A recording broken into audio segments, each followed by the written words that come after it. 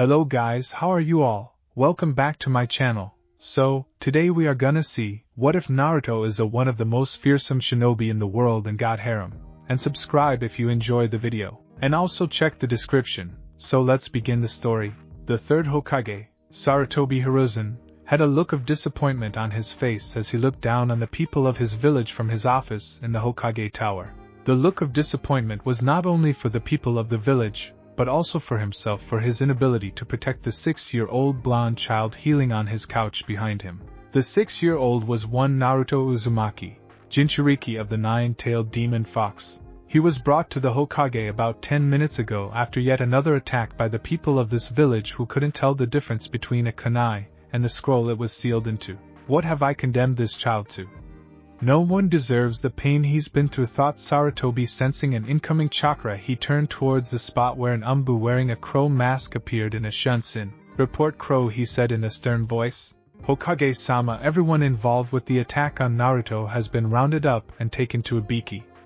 At last count there were 14 civilians, 3 genin, 3 chunin and 1 jonin. Crow replied in a monotone voice. Sighing deeply, the Hokage said, tell Ibiki no kid gloves. He has my full support to do whatever he wants to the shinobi. Give the civilians to Anko, tell her the only restrictions are they are to be kept alive. I want them to be made examples of for breaking my laws. Elsewhere in the village, why do I have the sudden urge to kiss the Hokage full on the mouth? Said the scarred interrogation specialist. I don't know, but does it feel like Christmas to you? Asked his purple-haired partner. Kami Crow thought, giving Ibiki and Anko free rein to do what they please. It would be more merciful to have them killed after their quality time with those 2-foot-high Hokage-sama, he said out loud and disappeared in a swirl of leaves. After Crow left, Sarutobi made his way over to the couch Naruto was sleeping on. Looking down on the child, he couldn't help but shake his head at what this village has done to such an innocent child. His usually golden blonde hair was caked with drying blood. His white shirt and blue shorts were torn and bloodied, and his feet were dirty and bare. Not being able to stomach the thought of this happening to Naruto again, the Hokage made a decision. The only decision the Hokage knew of that could make up for the life Naruto has lived so far. Decision made, Sarutobi motioned for his hidden Umbu stationed around the office to reveal themselves. 4 Umbu appeared kneeling in front of the Hokage with their heads bowed. They were dog, crane, bear and lizard. I'm about to initiate a SSS class protocol. You're all waiting outside until I call for you, he said. The Umbu hesitated for a moment. It was rare for such a code to be used. An SSS class protocol was code for no matter what you hear, do not enter this office unless you're suicidal, and kill anyone who tries to enter the office no matter rank or position in the village. After receiving a glare from the Hokage, they all left to take up positions outside the room. After the Umbu left the room, the Hokage put up one of his strongest sound and security barriers. Moving to the center of the room, the Hokage pulled aside the plain black rug that was in the center of the room. Breaking the genjutsu on the floor, a very intricate seal was revealed. Biting his thumb, the Hokage knelt over the seal, wrote his name in the center of the seal, and also placed his bloody fingerprints underneath his name like he would on a summoning scroll. Next he made a hand seal with his index finger and middle fingers of both hands crossed with each other, shadow clone jutsu. He shouted and created 3 reinforced clones each with about 20% of his chakra. After using that much chakra, he was panting slightly. Alright, you know what to do. Each of you stand at a cardinal point of the seal. When each clone took a position, he continued, now we must all time this exactly. If even one of us is off, it won't work, so on the count of 3 we'll start the seals. 1, 2, 3. At 3 all 4 beings ran through 50 hand seals in a blur that only a master of the Sharingan could catch a glimpse of. On the last seal, all 4 beings slammed their hands down on a part of the seal in front of them. 2 things happened. The 3 clones disappeared in a puff of smoke, and a big black scroll with the kanji for fire on it sat in the middle of the seal on the floor. That was amazing, Gigi. Do it again, said an excited childish voice. Sarutobi turned surprised eyes to the voice. Naruto-kun, how long have you been awake? He asked, panting a little. Right before you slapped the ground and those extra U's disappeared, he said. Chuckling slightly, Sarutobi reached into his robes and pulled out a food pill. After eating the pill, he took a deep breath, already feeling most of his chakra returning. He then turned and picked up the scroll from the floor and went to the couch to sit next to the young blonde. How are you feeling, Naruto? He asked, already dreading the answer. Naruto gave a shrug of his small shoulders and looked at his Gigi with a sad smile. I'm fine, Gigi, I'm used to it by now. Sarutobi knew he didn't want an answer to that question. Naruto-kun, this scroll I hold in my hands is my apology for the life you have suffered here in the village. Before you interrupt, I want to explain what I mean. A 6-year-old child should not be used to waking up from repeated beatings from a mob, nor should they be forced to live alone or withstand looks of anger and hatred. 6 years ago, a terrible disaster struck this village. The disaster was the 9-tailed fox. The fox killed a lot of people that day and nearly destroyed the village in a single night. I know that, Gigi, you've told me this story before, said a confused Naruto. The 4th Hokage sacrificed himself killing it. The 9-tailed fox was a chakra construct. It had no life to end. The 4th Hokage couldn't kill such a being, so he sealed it away. Now Naruto wasn't stupid by any means. He could put 2 and 2 together and get 4, the isolation from the other villagers, the looks, the beatings. So he sealed it in me. Why me? Out of everyone in the village, why did he choose me? He asked on the verge of tears. Sighing, the Hokage walked to his desk and retrieved a framed picture from one of the drawers and brought it back to Naruto. This is a picture of the 4th Hokage and his wife, the old man said, handing the picture to Naruto. Naruto turned the picture around and gasped at the sight. In the picture was a man with his wild blonde hair and blue eyes standing behind a woman with deep red hair and violet eyes. They were both smiling softly at the camera, and the woman had a noticeable swell in her stomach. These are your parents, Minato Namikaze and Kushina Uzumaki Namikaze. Kushina was the Jinchuriki of the Kyuubi before you were. He stopped there when Naruto looked at him with shock. Yes, it's true. On the night of your birth, Minato, and I took great precaution because we knew that the seal holding the Kyuubi in Kushina would weaken with the strain of childbirth. I don't know the details because I wasn't there, but someone infiltrated the birthing chamber and released the Kyuubi from the seal on your mother. By the time I arrived on the scene to possibly help Minato, the Kyuubi was already sealed within you and Minato was dying. His wish was for you to be seen as a hero, but the people refused to acknowledge your parents' sacrifice and Minato's wish. Old man, I'm a constant reminder of what they lost that night. It's no wonder they hate me. They were both quiet for a while before Naruto decided to get to the point of these discoveries. You're telling me all this for a reason, so what is it? Is that scroll something my parents left for me?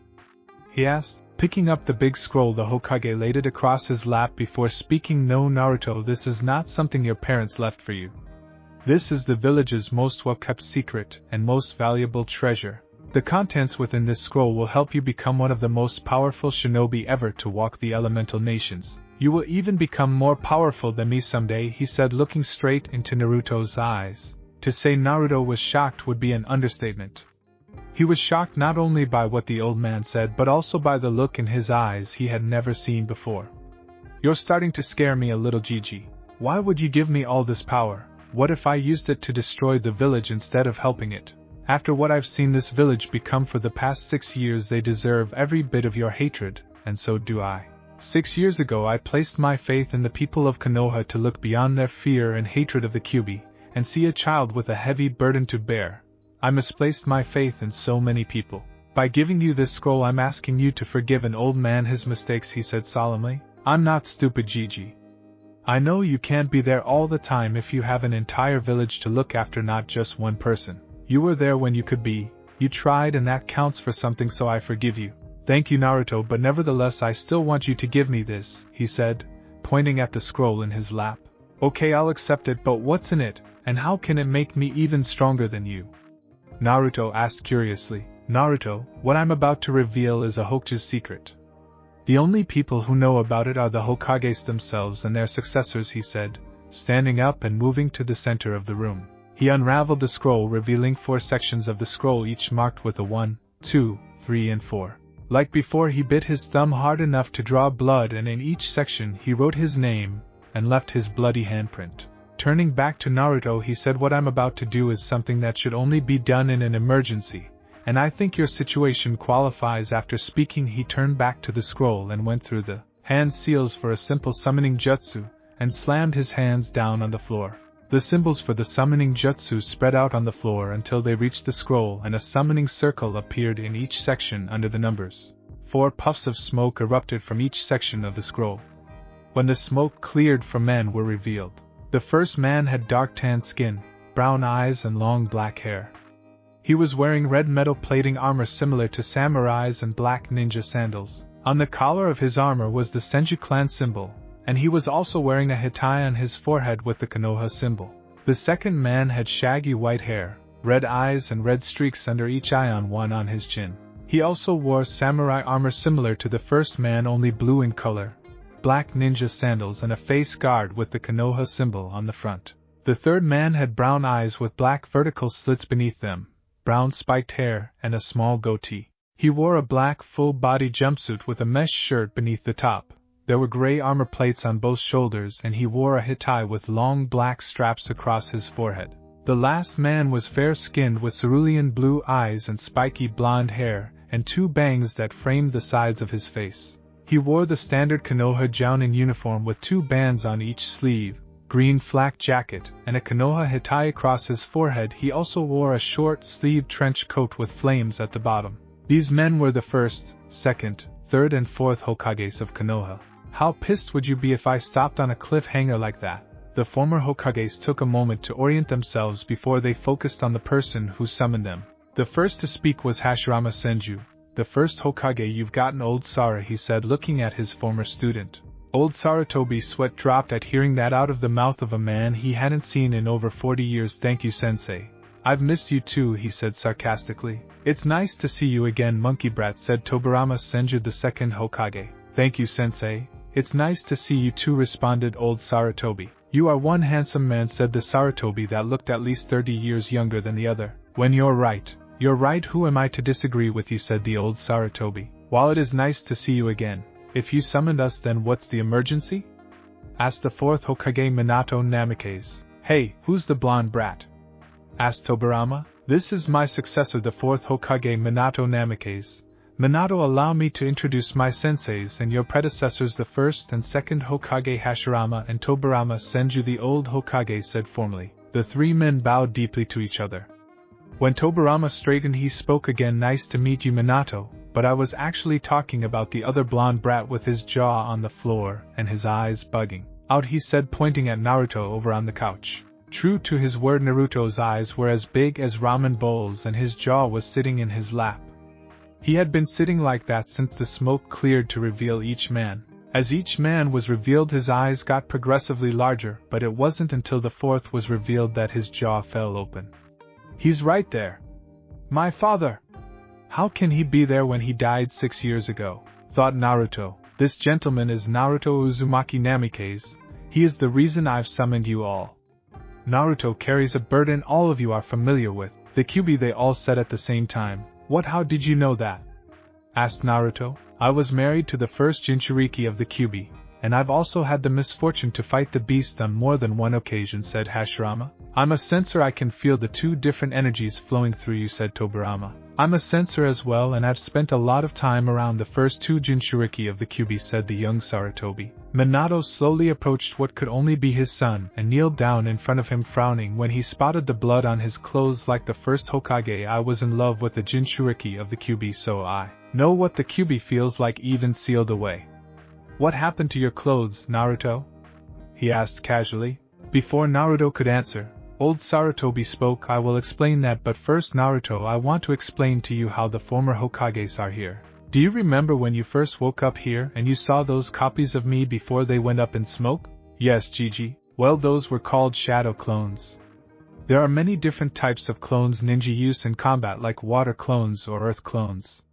These 4 Hokages are also a type of clone. They're called blood clones. The blood clone jutsu makes a complete copy of that person's memory and can fully utilize its very own chakra network. Where most clones would disperse after a strong hit, or even when their maker died, these clones could live independently of their creator. There are drawbacks to using this jutsu. You must sacrifice half of your blood and 90% of your chakra. When I used this jutsu, I was in a coma for a week. If someone were to try to use this jutsu when they were not 100% healthy, it could very well kill them, which is why it's not even listed on the Forbidden Scroll. It is only passed from Hokage to successor. If you recall, I told you that there was a Hokage secret that only the Hokage himself and his successor knew. Well, that secret is that whenever someone accepts the title of Hokage, they are required to perform the blood clone jutsu, and seal it away in that black scroll they came out of. They were only to be released in case of dire emergency. The reason I released them was to give you something every child deserves, and that is family and protection. Even though this is only a clone of your father, it's the closest I could come to giving you the family that was taken from you. Naruto couldn't take it anymore.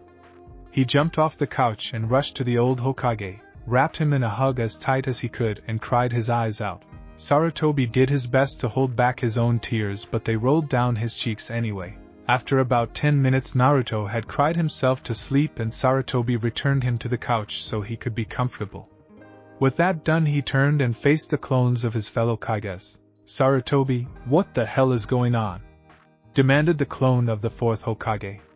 Sighing deeply, the old Sarutobi explained Naruto's life up to this point. By the time he was finished, the clones ran the emotional gauntlet from disappointment in the village they all vowed to protect with their lives to downright murderous. Although the fourth also had a healthy dose of shame, knowing he, or rather the original, condemned Naruto to this existence.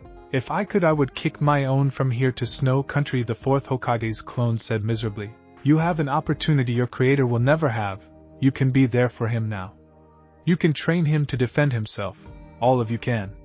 That's why I released you from the scroll in the first place. I want all of you to train him." Whoever interfered with Kushina during her childbirth knew what they were doing when they released the Kyuubi.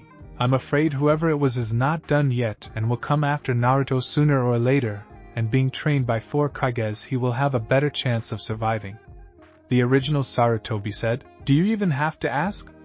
Naruto will be the most dangerous man in the world when I'm done training him," said the Minato clone. "You mean when we're done training him," said the clone of the first. "Even if he wasn't a distant relative, I would still train him. I'm with you, brother. What this village has done to a child is beyond forgiving. We will make him a force to be reckoned with," spoke the clone of the second. The clone of the third Hokage looked his creator in the eye. "If I know you, and I think I do, you've been killing yourself over not being able to protect him. Don't worry, I'll do what you couldn't," he said. The original Sarutobi just looked at his clone and nodded his head gratefully. "I think it's time we leave," said the first Hokage. "Where do we go?" "We can't possibly train the kid in the village," stated Tobirama. "The Whirlpool Village," said the fourth. "It has been abandoned for years. No one would think to look for anyone there, and from what Kushina told me of it, it's a solitary island surrounded by whirlpools, so it's very isolated. We could get some serious training done with minimum interruptions." As he spoke, he made his way over to the couch Naruto rested on, and gently lifted him in his arms. "I have some weapons stashed in my head on the Hokage monument. I'll pick them up and meet you all at the border of Fire Country and Water Country in 3 hours. Sound good? We all should have similar stashes, and it would be better if we split up in case we're spotted." "I'll see you in 3 hours," said the clone of the third. He disappeared in a leaf shansen. When the clone of the third left, the clone of the fourth disappeared in a flash of yellow with the still sleeping Naruto in his arms. "Well, I guess this is goodbye again, monkey brat. Next time you see that kid, he'll be able to go toe-to-toe with your best without breaking a sweat, guaranteed," said the clone of the second before he disappeared in a water shansen.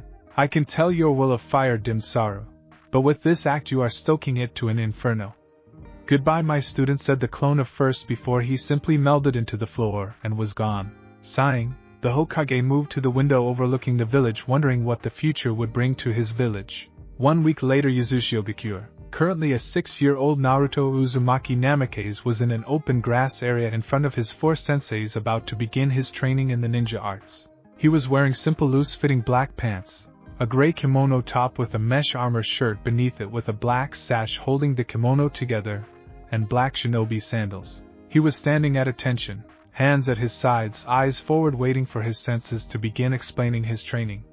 He didn't have to wait long because the first Hokage stepped forward and began. "Well, Naruto, I'm glad to see you're mentally ready to begin training. The coming years will be difficult. We intend to train you until you die and drop, and then we will resurrect you and train you some more," he said, looking his student in the eye. "We are masters of the shinobi arts. You are the student. It is our job to teach you, and it is your job to learn," he said in a stern but kindly tone. "Are you ready to begin?" "Yes, Hashirama-sensei," Naruto said quickly. "Good, let us begin." And so began the training of a legend by legends. Year 1, Naruto, age 6, 6:00. I'm physical training with Hashirama-sensei.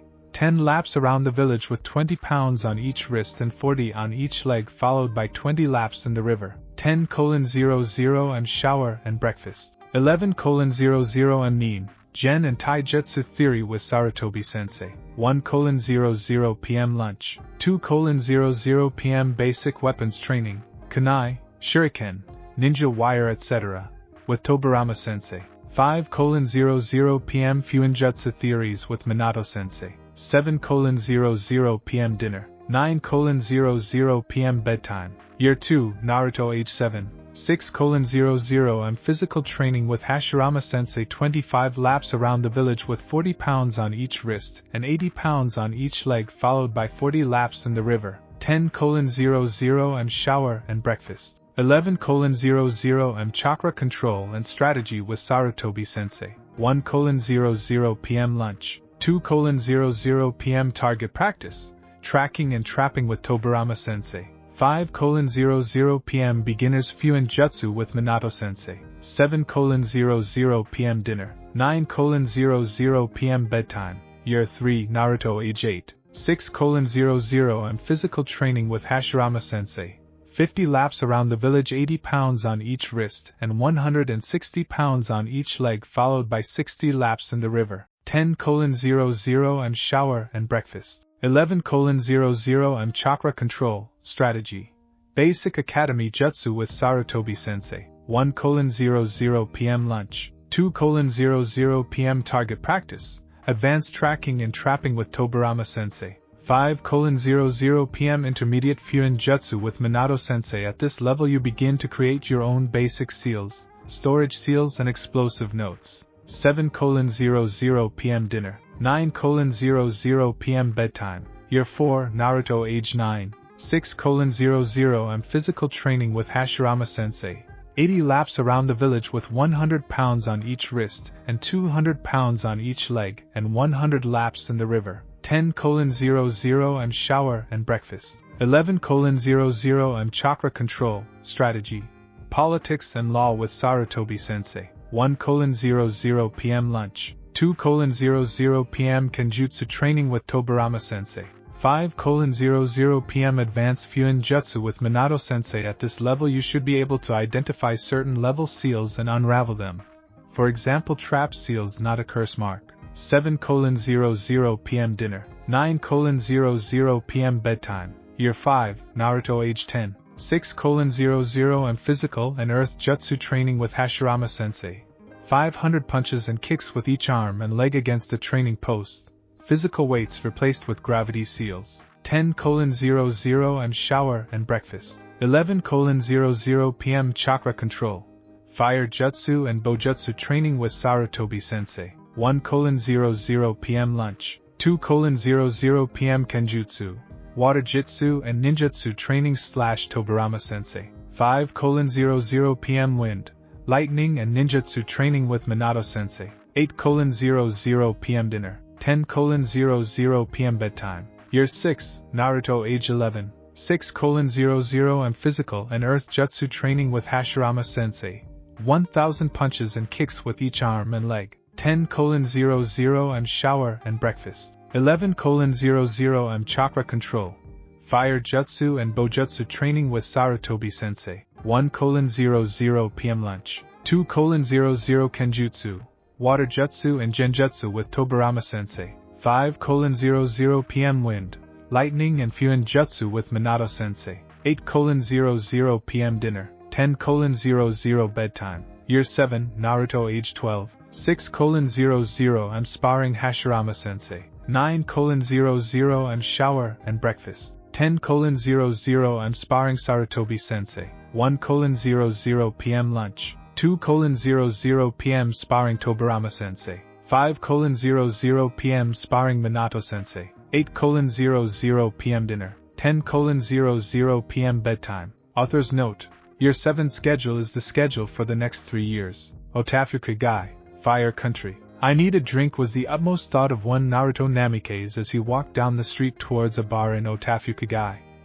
It's been 10 years since he began his torturous training in the shinobi arts. 9 years of training under his senses and 1 year of real-world experience as a bounty hunter known only as Arashi. Naruto was now 6 feet 1 inch tall, chiseled, with a medium-build body. His blonde hair that was in his youth short and spiky was now cornrowed towards the back of his head, and the end of which reached between his shoulder blades, and a face mask that covered everything from his nose to his throat. He was wearing a green camouflage flak jacket with a black t-shirt underneath. Over the flak jacket he wore a black sleeveless leather trench coat, and both his arms were wrapped in black athletic tape from elbow to wrist, and on his hands were black fingerless gloves. He was also wearing umbu-style pants with gray shin guards over black shinobi sandals. I need that drink and I need it now, Naruto thought with some urgency. The reason he was in need of a drink was because tomorrow he was going back to the village of his birth and offering his services as a shinobi. He promised his senseis he would give the village a chance to redeem themselves after what they did to him. He hasn't forgotten his earlier childhood, and he damn sure hasn't forgiven the people who tormented him. Naruto hastened his steps towards the bar so he could try and drown out the feeling of impending doom the thought of going back to the hidden leaf had created. When Naruto entered the tavern he headed straight for the bar and a bottle of sake. Bar, keep a bottle of sake over here, he said to the man behind the counter. You old enough to be here, son? The man asked. Look, don't give me a hard time. If I can't hold my liquor then I shouldn't be drinking and I would deserve whatever I got. Just give me the damn bottle, he said sharply. Whatever, I'm not responsible just because you wanted to play grown-up, he said, sitting down with a bottle of sake and a saucer. Yeah, Naruto said, foregoing the saucer and drinking straight from the bottle. After downing half the bottle Naruto felt his nerves equalize again. Scanning the bar he let his eyes drift over the other patrons. It was just the usual assortment of people found in the less reputable bars in every town. Drunks, hookers, small-time crooks, no one worth the hassle of getting in a fight with. He was about to turn back to his bottle when his eyes pierced the darkness of a corner table, and he spotted a woman about 25 years old nursing a saucer of sake. She is too pretty to drink alone, he said quietly to himself before he raised his voice to the bar to keep another bottle over. After receiving another bottle he made his way over to her table, and stopped just before entering the shadows himself. Excuse me, miss, but you are way too pretty to be drinking alone, he said. The woman looked up from her saucer and stared at him with a pair of hypnotic dark eyes. I bet you say that to all the girls in dive bars like this, she said mockingly. There's never any one of your caliber of pretty in dive bars like this. I guess I just lucked out. May I join you? Sure, I wouldn't mind the company, she said with a small smile. How about a refill? He asked, holding up the sake bottle. In response she just slid her saucer closer to him. After pouring himself a saucerful he held it up out toward the woman across from him. To new acquaintances, he toasted. To new acquaintances, she said. The next morning, and sorry no lemon yet. The next morning Naruto woke up to the feeling of an empty bed. Groaning, he pried his eyes open only to squeeze them shut again when the first thing he saw was a beam of sunlight. I really hate mornings. I'm sorry to hear that. I actually like mornings as a chance to always start fresh, said a voice he immediately recognized from last night. Opening his eyes once more he turned to the voice which was near the bathroom door. Taking a good look at his partner in passion from last night he was disappointed to see she was already dressed. How'd you slip away from getting dressed? I've been told I'm a cuddler. It wasn't easy, believe me. But I have to go, my traveling companion will be up soon, and we have to get back on the road, she said. Traveling companion? That's not a secret way of saying your husband, is it?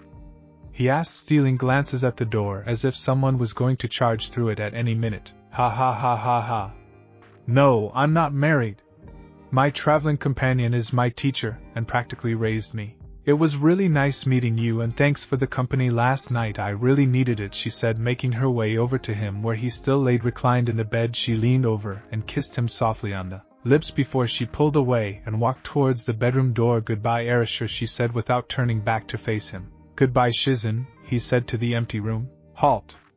A voice said sternly as Naruto was approaching the gates of his home village. After Shizen left the room it didn't take long for Naruto to follow suit. He took a quick shower and put on what he called his work clothes, a clean version of the outfit he wore the day before. He was stopped by two guards at the gates. The one that spoke had shaggy black hair, a goatee and a bandage across his nose, and was wearing the standard Konoha shinobi outfit with his headband across his forehead. His partner standing next to him had brown hair and dark eyes. He was also wearing the standard Konoha shinobi outfit with a bandana-style forehead protector. "What's your business here?"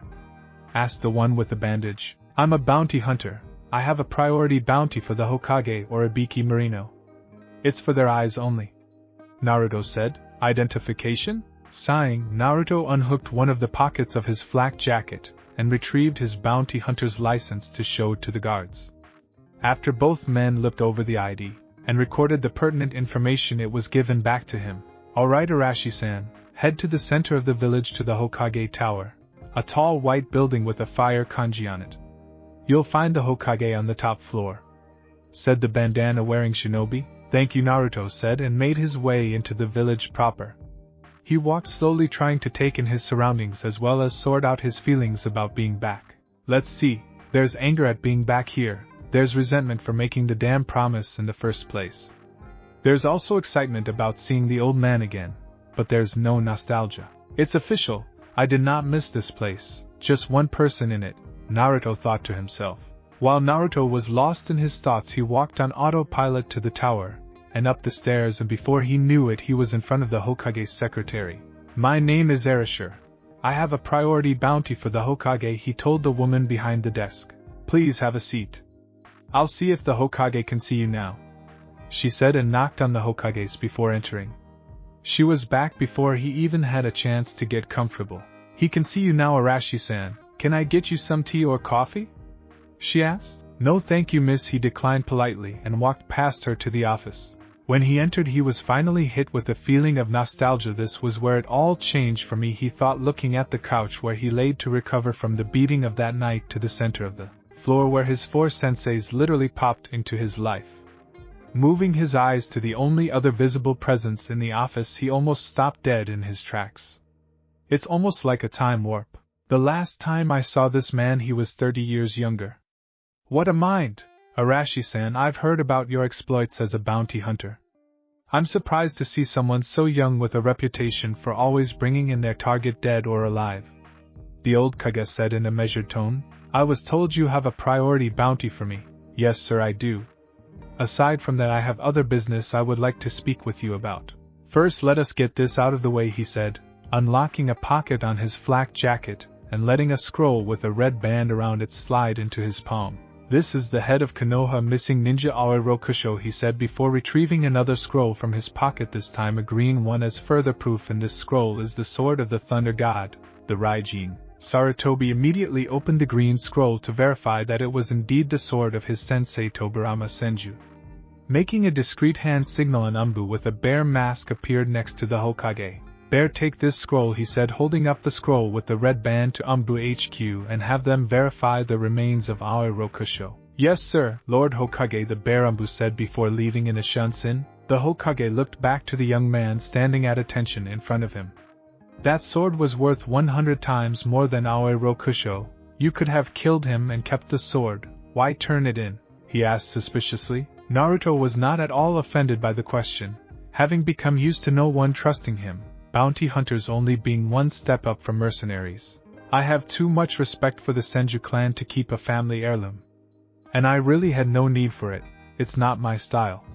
While we wait for confirmation, could we move on to that other business I spoke of?" Raising a brow at the change of subject, Sarutobi didn't think it would hurt to hear the young man out. It man helped jog his memory about why this boy seemed so familiar. "Yes, I don't see why not." Clearing his throat, Naruto said, "Well, what I have to say is sensitive information about myself. I would rather you be the only one to hear it for now," he said, making reference to the other hidden Umbu in the room. The old Kage nodded in agreement before signaling his Umbu to leave the room. "So what is the business you wanted to discuss with me?" he asked when they were alone. In response, Naruto simply pulled his face mask down and smiled at the way the old man's eyes bugged out. "Well, I wanted to see about joining the village sensei." "Oh Kami, Naruto," he said in a whisper, "before we go any further you should put up a security barrier. I don't want anything I'm about to say to get to the wrong people," Naruto said. Sarutobi quickly activated a security seal under his desk, and before Naruto had a chance to brace himself he was picked up in a hug that could crush a tree trunk. "Wheeze, Gigi can't breathe." Naruto managed to get out before he could lose consciousness. "Oh, I'm sorry my boy," said Sarutobi, sitting Naruto back on his feet and stepping back only far enough to get a good look at him. "It's just so good to see you again. Quite honestly, I never expected you to come back here after what was done to you," said the old Kage. "I promised my senseis that I would give Konoha another chance. I was taught to forgive but never forget," he said solemnly. Sarutobi nodded his head in understanding. "Speaking of your senses, what happened to them after you finished training? What you would expect to happen when you have 4 warriors in their prime in one place. They decided to end their existence in a manner fitting them. A free-for-all Hokage battle royale," Naruto said with a smile. "I didn't stick around to view the results. I have a feeling I would have been caught in the crossfire had I stayed." Sarutobi couldn't help but laugh at the prospect of going against both his senseis and Minato. "I would be very surprised if Yuzu is still standing after that battle. So tell me about your training, tell me about yourself." Both men moved back to their respective seats before Naruto outlined his training with the clones of previous Kages. "Training was what you would expect under such strong men. Grueling, torturous. I was trained to death and beyond, and every second of it was worth it. They trained me for 9 years, and for the past year I've been gaining real-world experience as a bounty hunter." "Yes," says Arashi. "As I've said before, you've quite the reputation for always bringing in your targets," the Hokage said, impressed with his skills. "Yes, it was during my work as a bounty hunter that I came across some information that pushed me into the decision to come to Konoha earlier than I expected." He paused there and looked the old Kage in his eyes. "Orochimaru is planning to invade your village during the last round of the Chunin exams when you host them this year," he said in a dead calm voice. Sarutobi was first startled by the look in Naruto's eyes. Must have put him through hell before he even left the island. He wasn't kidding when he said they trained him to death and beyond. "How did you come across this information?" he asked back in Hokage mode. Naruto sighed and sat back in his seat. "I was passing through the land of rice a few months ago, when I heard rumors of a new shinobi village looking for soldiers. It's called the Village Hidden in the Sound, by the way. So I hung around to see what the place was about. Suffice it to say, when I found out that Orochimaru was the Hokage, I did not have a good feeling about the intentions of the village as a whole. The only reason I didn't highlight it straight away was because I wanted to first gather some information just in case I would need it later. They were preparing for something big. I was one of the lone men on the totem pole, so I wasn't privy to sensitive information. But a couple of wannabe jonin who couldn't hold their liquor were. They told me they were prepping for an invasion of Konoha." Naruto stopped there to let what he said sink in. Sink in it did. Sarutobi's mind was going a mile a minute. Arrangements have to be made. A full council meeting to plan a counter-strike, provisions for civilians, and find out where the hell Jiraiya is. He's supposed to be my spy master. Why didn't he know this? Sarutobi thought to himself. "You okay over there, sensei?" "Because there is something else I want to get out of the way. It's about me joining the ranks. I know there is a law on the books that says as long as a citizen of Konoha was trained by a Chunin ranked or higher member of the ninja ranks, then with the approval of the Hokage and sensei they can skip the academy. That is exactly what I want to do," Naruto said. "How did you know that?" "That law is as old as I am. You taught me," he said simply. "I don't see a problem with that. Sending you to the academy would do more harm than good in your case."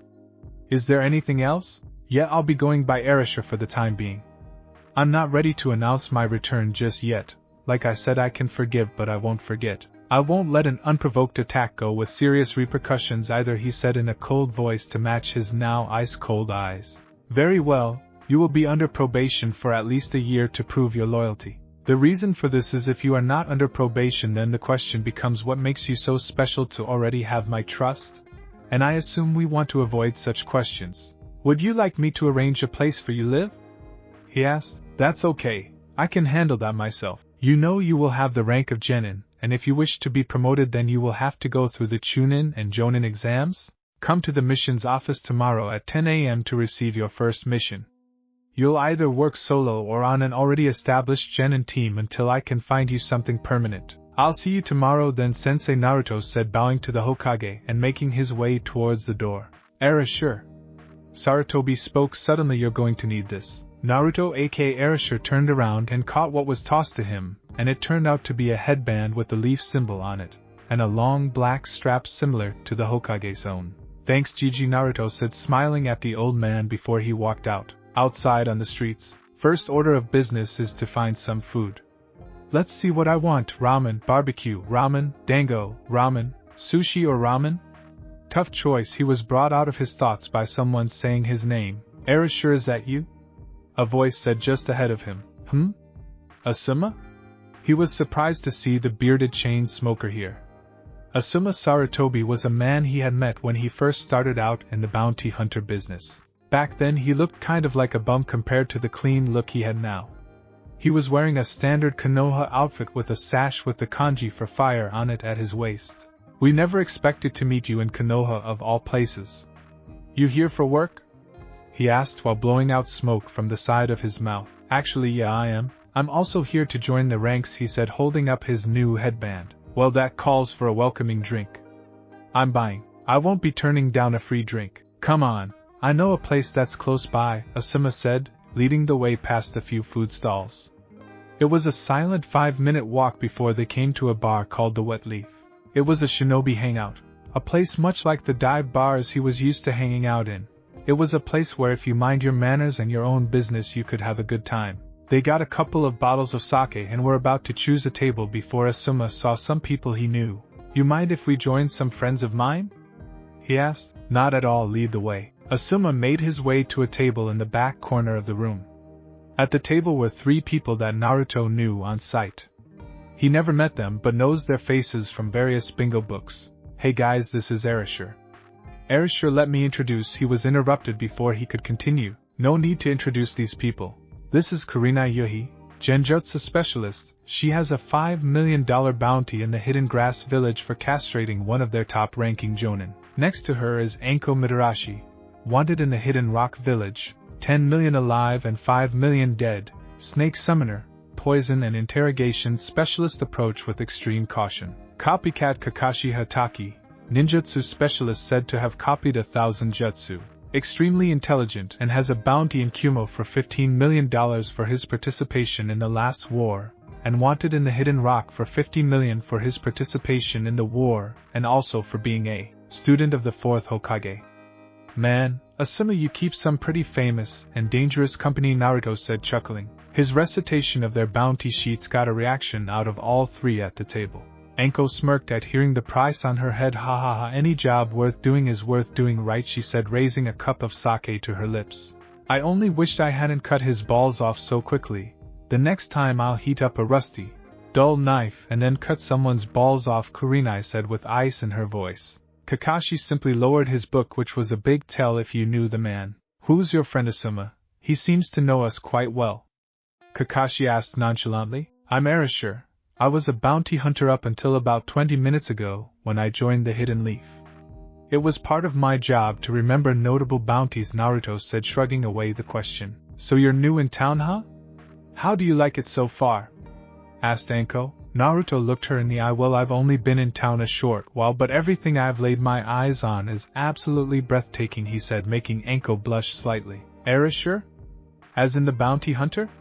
I've heard of you. They call you the Perfect Storm. Because of your perfect bounty record, Kakashi said, jumping into the conversation.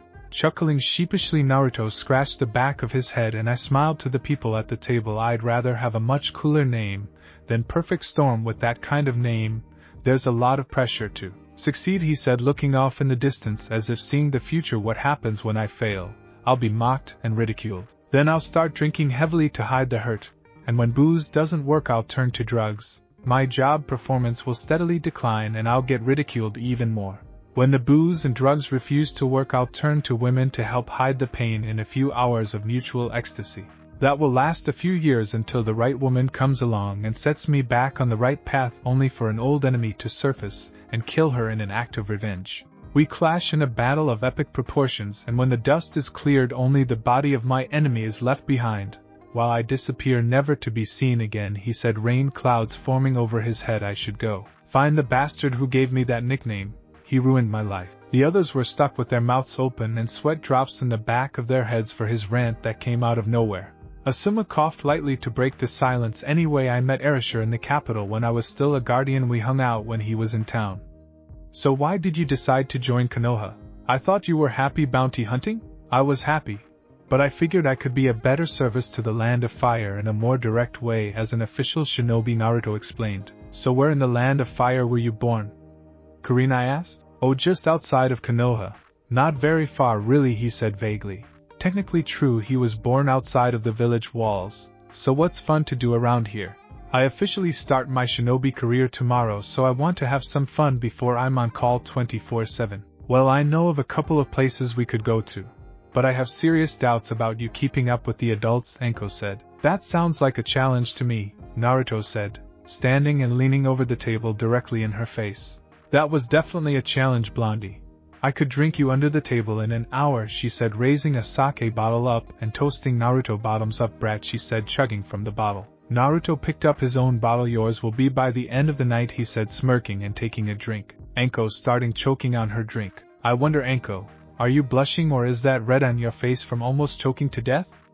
Kakashi asked casually, only to crash face first into the table from a punch to the head from said red-faced girl.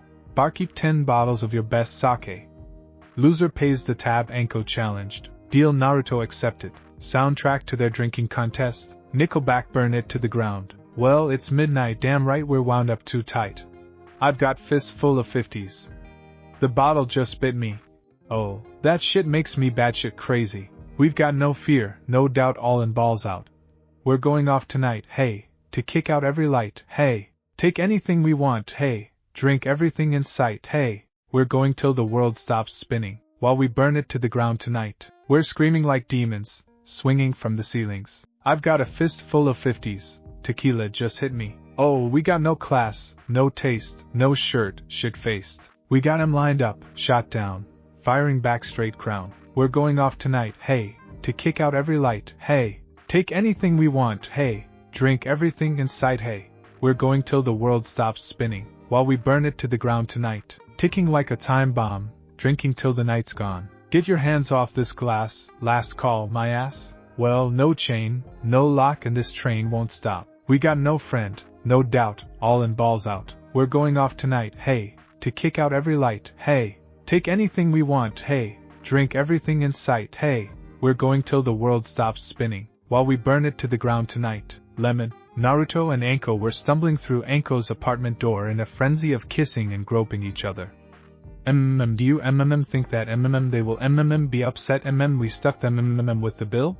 Naruto asked between kisses. Ing as Naruto moved from her lips to ing on her S through her shirt, she said there. Oh. Used to being stuck with the bill with me. See, zip. There goes Naruto's flak jacket. Whoosh. There goes Enko's trench coat. Come on, Blondie, let's see if you really have staying power, Enko said, grabbing Naruto's hand and leading him into her bedroom. In a matter of minutes they were rolling around on Enko's bed, each one trying to come out on top of the other. Naruto ended up on top and moved from her lips to the side of her neck, pressing his tongue into the nerve cluster between her shoulder and neck. There was a muscle with a nerve running through it that usually got a woman juicing like never before. Taking her shivers as a good sign, Naruto slid his hand down her stomach and right to her moist lips. Spreading her folds, he immediately pushed a finger into her core while at the same time using his thumb to massage her clit. Oh my Kami, that feels good. Taking her ing as another good sign, Naruto added a second finger to her and massaged her clit just a little rougher. It wasn't long before she came quite vocally with a shriek of pleasure and wetness all over his hand. You're delicious, Enko, he said softly while licking his fingers and staring her in the eyes. My turn, she said, smiling seductively before she rolled Naruto on his back and began kissing down his rock-hard chest and 8-pack abs. She didn't stop until she got to him, standing tall and straight like a proud shoulder. She began by slowly licking the base, working her way up with little flicks of her tongue. Naruto reached past her arm and began gently stroking Enko's magnificent S, causing her to be around his length in her mouth. Oh Kami, that feels good, Naruto said as she took his entire length in her mouth and down her throat. He looked down to watch the purple-haired beauty slowly and repeatedly engulf him from tip to base, before she changed up the tempo and began bobbing her head up and down his length in rapid succession. Thankfully, she went back to deep-throating him at a slow pace, and Naruto took that opportunity to reach around and drag her closer to him to reach between her legs and began stroking her moist folds again, eliciting another from her. When he felt Anko shuddering slightly, he pulled her off his with a wet pop, laid her beneath him and entered her in one deep thrust where their pelvis bones met, getting a sense of pleasure and a gasp.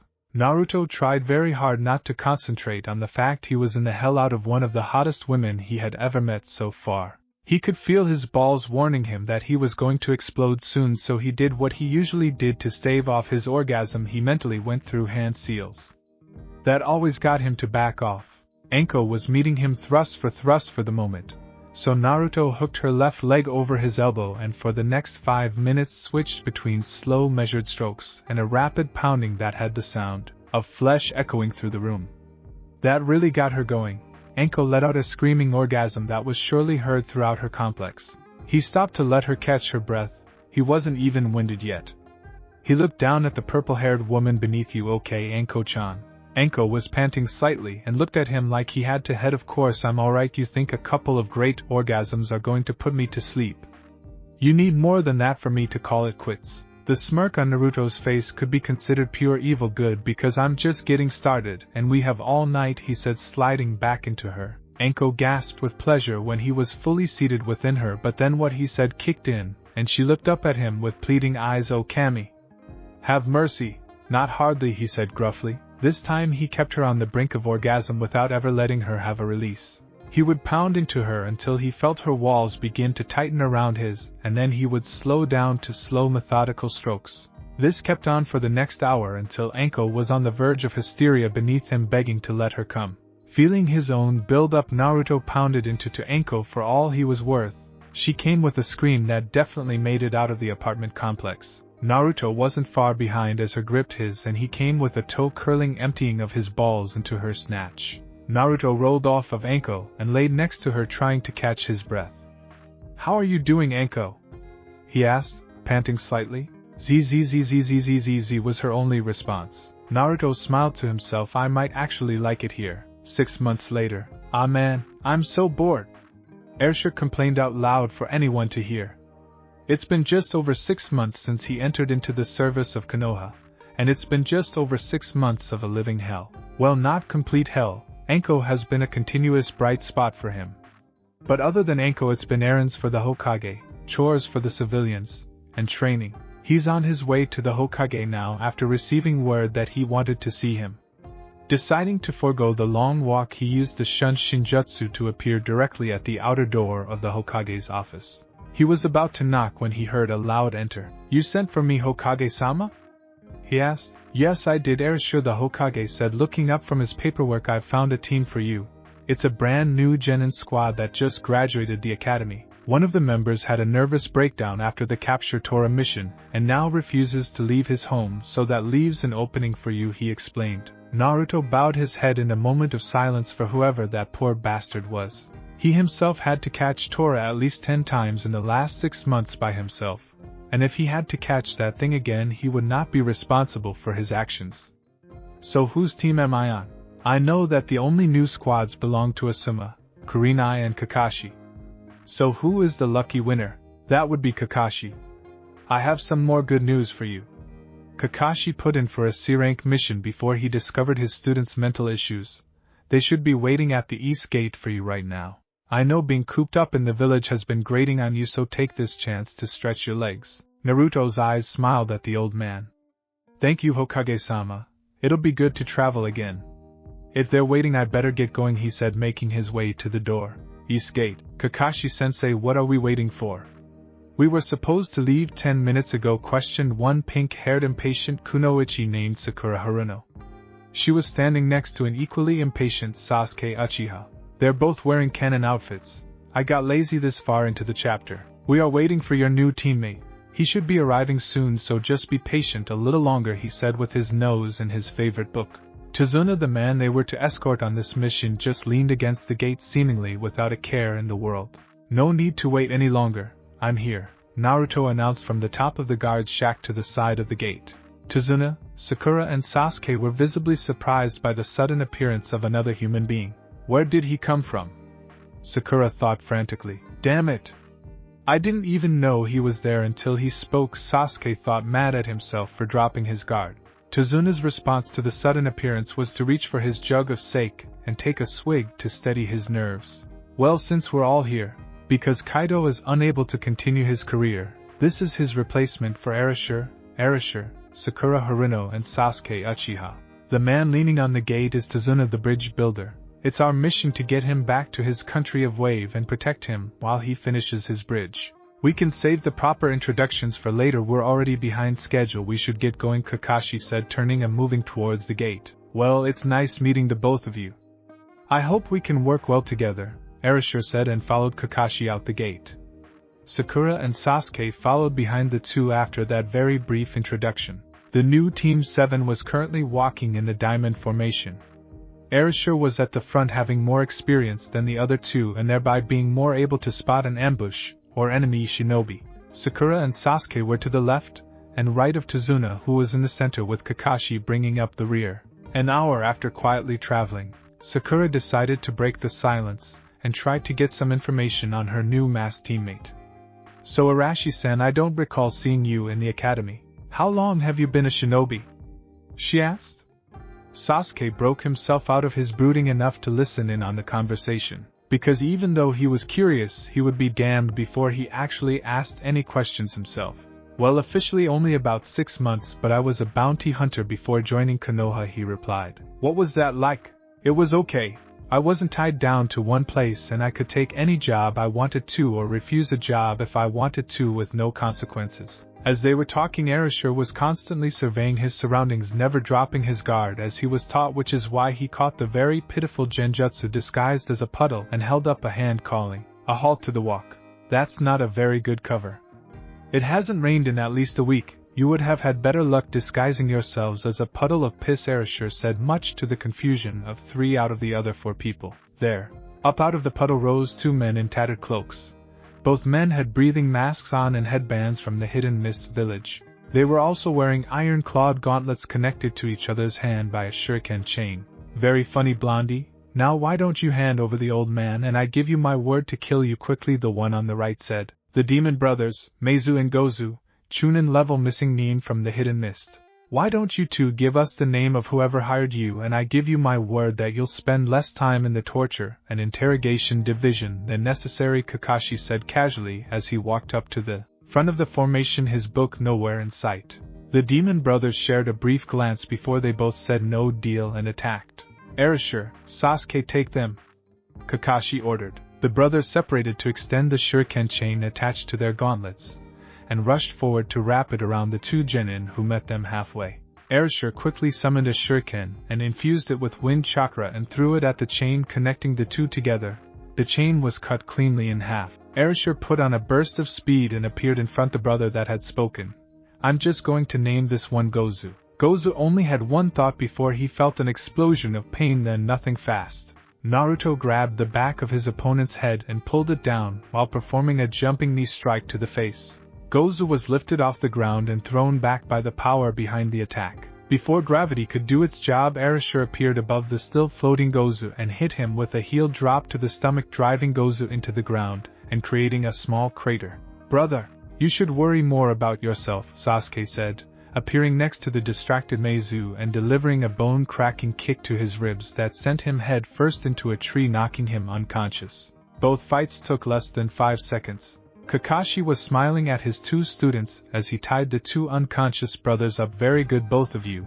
No hesitation, and you exploited their weaknesses. Now Tazuna-san, he said, dropping the smile and leaking a very mild killing intent. You mind telling me why you're important enough to have a Chunin-level ninja after you? After listening to Tazuna stammer his way through his story, Kakashi put the fate of the mission to a team vote. It's up to you guys if we continue or not. This mission will only get more difficult from here on out, he cautioned. That's true, the demon brothers are known associates of Zabuza Momochi. If these 2 are here, then he's probably going to be the next obstacle we come across. I'm in, Arashi said. So am I. This is my first mission outside the village. I refuse to have an incomplete on my record, Sasuke said. I'm going too. If Sasuke-kun's going, so am I. Then it's decided. Tazuna will finish the mission and protect you and your family to the best of our abilities, Kakashi said. Thank you all so much. It was a tense group of 5 people making their way out of a rowboat onto the main island of Wave Country.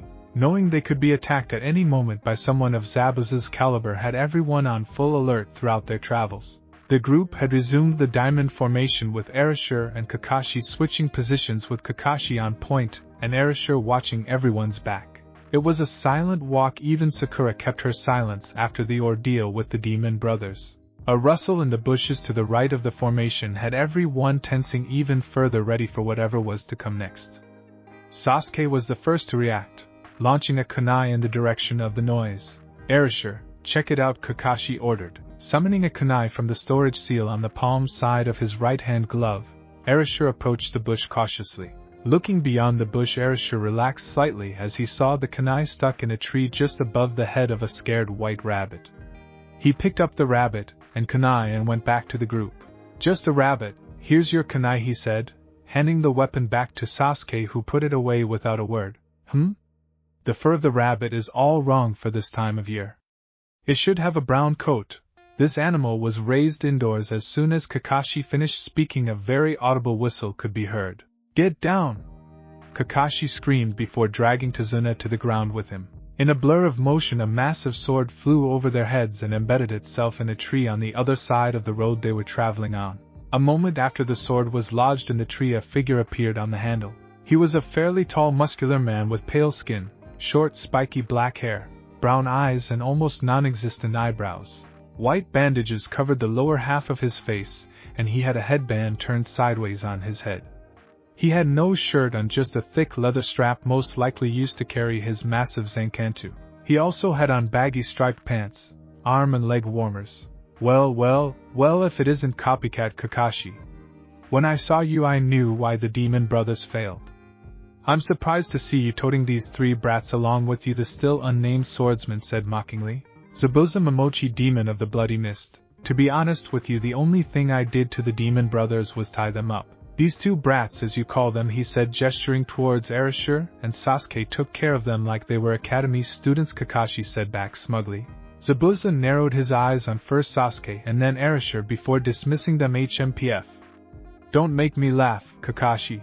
Why don't you hand over the old man and I'll do you the favor of letting your students leave with their lives. Sasuke was clenching and unclenching his fists in anger. First at the meaningless talk going on between the two, and then at being so casually dismissed. Who the hell does this guy think he is? Doesn't he know I'm from the elite Uchiha clan? I'll show this bastard not to dismiss me. He was about to charge him when he was brought up short by Kakashi's voice. Stay in formation, Sasuke. He is beyond your skills at the moment, Kakashi said, never taking his eyes off Zabuza. The great Kakashi Hatake playing babysitter to a bunch of wet behind the ears twerps. How the mighty have fallen, Zabuza said. What about your own student, Zabuza? Arashi asked to speak for the first time since Zabuza's appearance. Zabuza's eyes widened in surprise briefly before he returned to a neutral expression. The shock was not missed by Arashi or Kakashi. What student are you talking about, boy? Zabuza asked in a condescending tone. The one who left the scent of medicinal herbs on the fur of this rabbit, he said, holding up the animal he hadn't let go since he picked it up. The same scent of medicinal herbs being carried on the wind in our direction from about 50 yards to our right, he said matter-of-factly. Zabuza was shocked that this brat had pinpointed Haku's position on scent alone. Who is this kid? If I can't fight him, his student will have to do it, Sasuke thought before he took off into the trees in the direction Arashi had indicated his opponent would be in, ignoring Kakashi and Sakura's shouts. Stupid ing, angst-ridden little bastard. If he survives, I'll kill the little shit myself, Kakashi thought to himself. Chuckling to himself, Zabuza grabbed the rest of the group's attention. Don't worry, I doubt if he is outright killed. If you get past me, you might have a chance to save him. So how about we get started?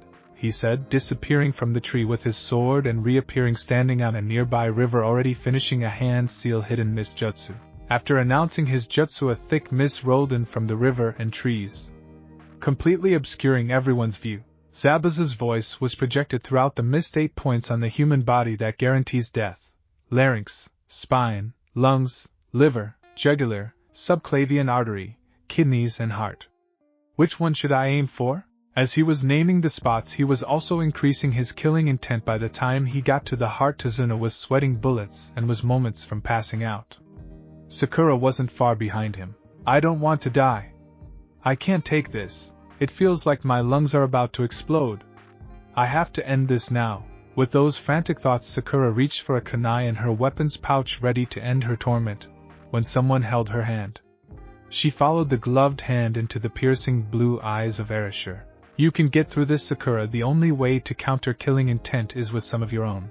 Imagine Zabuza just said Sasuke was gay. Arashi stepped back and nodded his head as a fire was lit in Sakura's eyes as she released enough killing intent to take her mind off killing herself. Good job, both of you. Now enough with the hide and seek, Zabuza. Kakashi said. You're right. That is enough because this game is over, Zabuza said, looming up behind Tazuna with his sword above his head about to bring it down on the startled bridge builder. You're finished, he said, bringing his weapon down. Squelch. Drip, drip, drip water clone. Kakashi exclaimed as Arashi pulled Tazuna and Sakura out of the immediate area of combat so they wouldn't be caught in the crossfire. You didn't think it would be that easy, did you, Kakashi? Zabuza appeared behind Kakashi, cutting him in half only for the body to disperse into water. What? He said, surprised before he stilled as he felt a knife in his throat. I didn't expect it to be easy, Zabuza, but apparently you did, Kakashi said, appearing behind the startled swordsman with his Sharingan eye exposed. Zabuza turned slightly to look at him. The Sharingan, you copied my jutsu even through the mist. I'm honored you have the need to use it. Good, you can take that honor with you to the afterlife, Kakashi said and stabbed Zabuza in the throat only for it to be another water clone. Zabuza came out of the foliage in a burst of speed, prepared to kick Kakashi into the river when his leg was blocked by a forearm, and his ankle was grabbed in a vice-like grip. He had enough time to be surprised at the fact that the blonde brat was the one to block his attack before Kakashi delivered a side kick square to his chest that sent him skidding along the ground and into the river himself. I was wondering when you would come out of hiding. I was about to come in and get you, Arashi said. How did you know I was hiding? Tapping his ears slightly. Water clones don't have heartbeats, he said simply.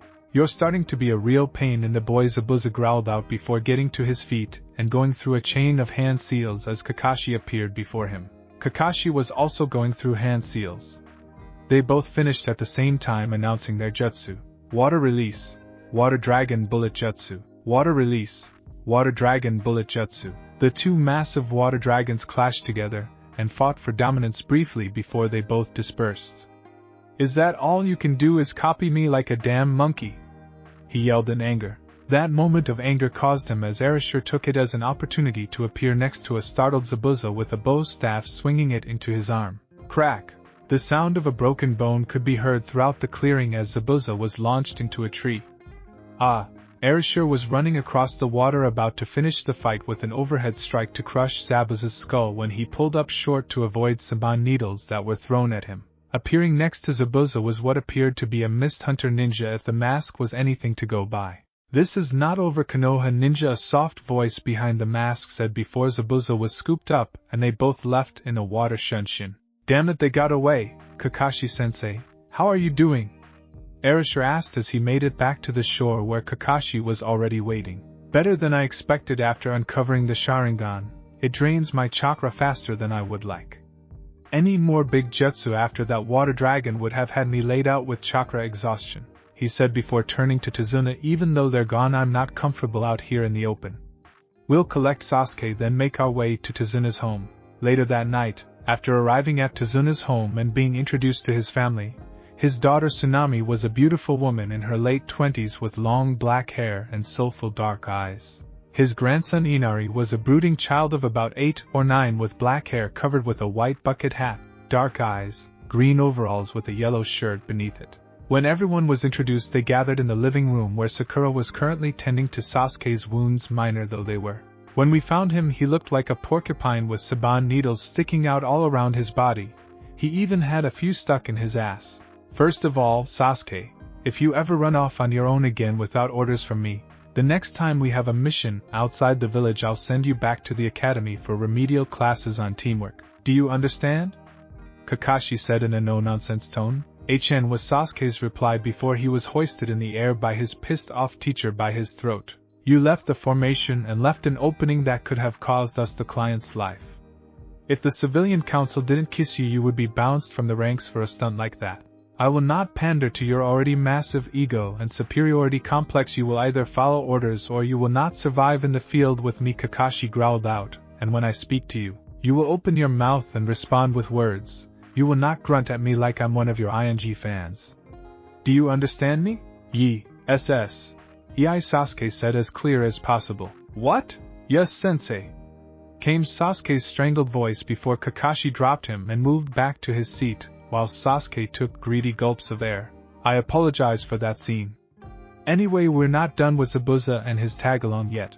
They managed to get away, but with Zabuza's broken arm he won't be combat ready for quite some time unless he calls in reinforcements. Before that happens, we are going to track him down and finish what we started, and Gato as well. Before all that though, Sasuke, tell me how Zabuza's student fought. Coughing slightly, long-range fighter Sasuke's voice came out almost as a whisper. He kept to the trees and surrounding bushes and launched senbons from my blind spots. He's fast, but he never used any jutsu, so I don't know what element he uses. Alright, get some rest. Tomorrow, Sasuke. Sakura, I'll be upping your training. Arashi, you'll go to the bridge with Tazuna and guard him until I relieve you. Yes, sensei, was the reply from the three genins before they all moved to the stairs to their designated rooms. The next day. Okay, now the training I have in mind is a chakra control exercise called tree climbing. The point of this exercise is to channel chakra into the soles of your feet and stick to the surface of the tree. After explaining, Kakashi approached a tree in the wooded area where he had gathered Sasuke and Sakura first thing after breakfast. He stopped in front of a fairly tall tree and made the ram hand seal. After finding the correct amount, he placed one foot then the other on the base of the tree and began to walk up it as if walking on the ground. Both Sasuke and Sakura gaped at this display. Chakra control is one of the most important and fundamental skills a ninja can possess. For example, if you take two people with an equal amount of chakra reserves and have them perform the same jutsu, I guarantee that the person who has better control could use that same jutsu more than the person who just poured chakra into it. A person with great chakra control can also use it to enhance other things like their speed or even their strength. After the explanation, Kakashi jumped out of the tree and approached his students. Any questions? Why isn't Arashi-san here for this training? Sakura asked. I know he hasn't been on the team long, and I should have had Arashi introduce himself properly, but there hasn't been an opportunity. So I'll tell you a little about him. Arashi was trained outside of the village. He was born in the land of fire, and prior to joining Konoha 6 months ago, he was a successful bounty hunter. He is beyond this level of training, and frankly the only reason he is here now is to gain experience working on a team. If you want to know more than that, you will have to ask him. Now approach a tree and get started. Mark your progress with a kunai, he said, pulling his favorite book out of his hip pouch and walking over to a nearby stump to get some reading in. A word of advice: too much chakra and you'll be blown off, too little and you won't stick at all. It wasn't even 10 minutes later that a voice of excitement sounded throughout the clearing. Hey Kakashi-sensei, this doesn't seem so hard, Sakura said from her spot about 30 feet off the ground, sitting on a branch. Very good, Sakura. Now that your break is over, complete the exercise and get to the top, he said, pointing towards the canopy. Sakura looked towards the top of the tree and fought back a shiver at the height. Yes, sensei. When you reach the top, I want you to practice running up and down the tree until you can't do it anymore, then take a break and continue running. The reason it was so easy for you is because your reserves are small. The continuous exhaustion will build up your reserves. Sasuke, instead of a running start, lay down at the base and place your feet on the trunk and find the right amount that will allow you to stick to the tree and then go from there. A week later. It has been a week since the Konoha ninjas and their client arrived in Wave.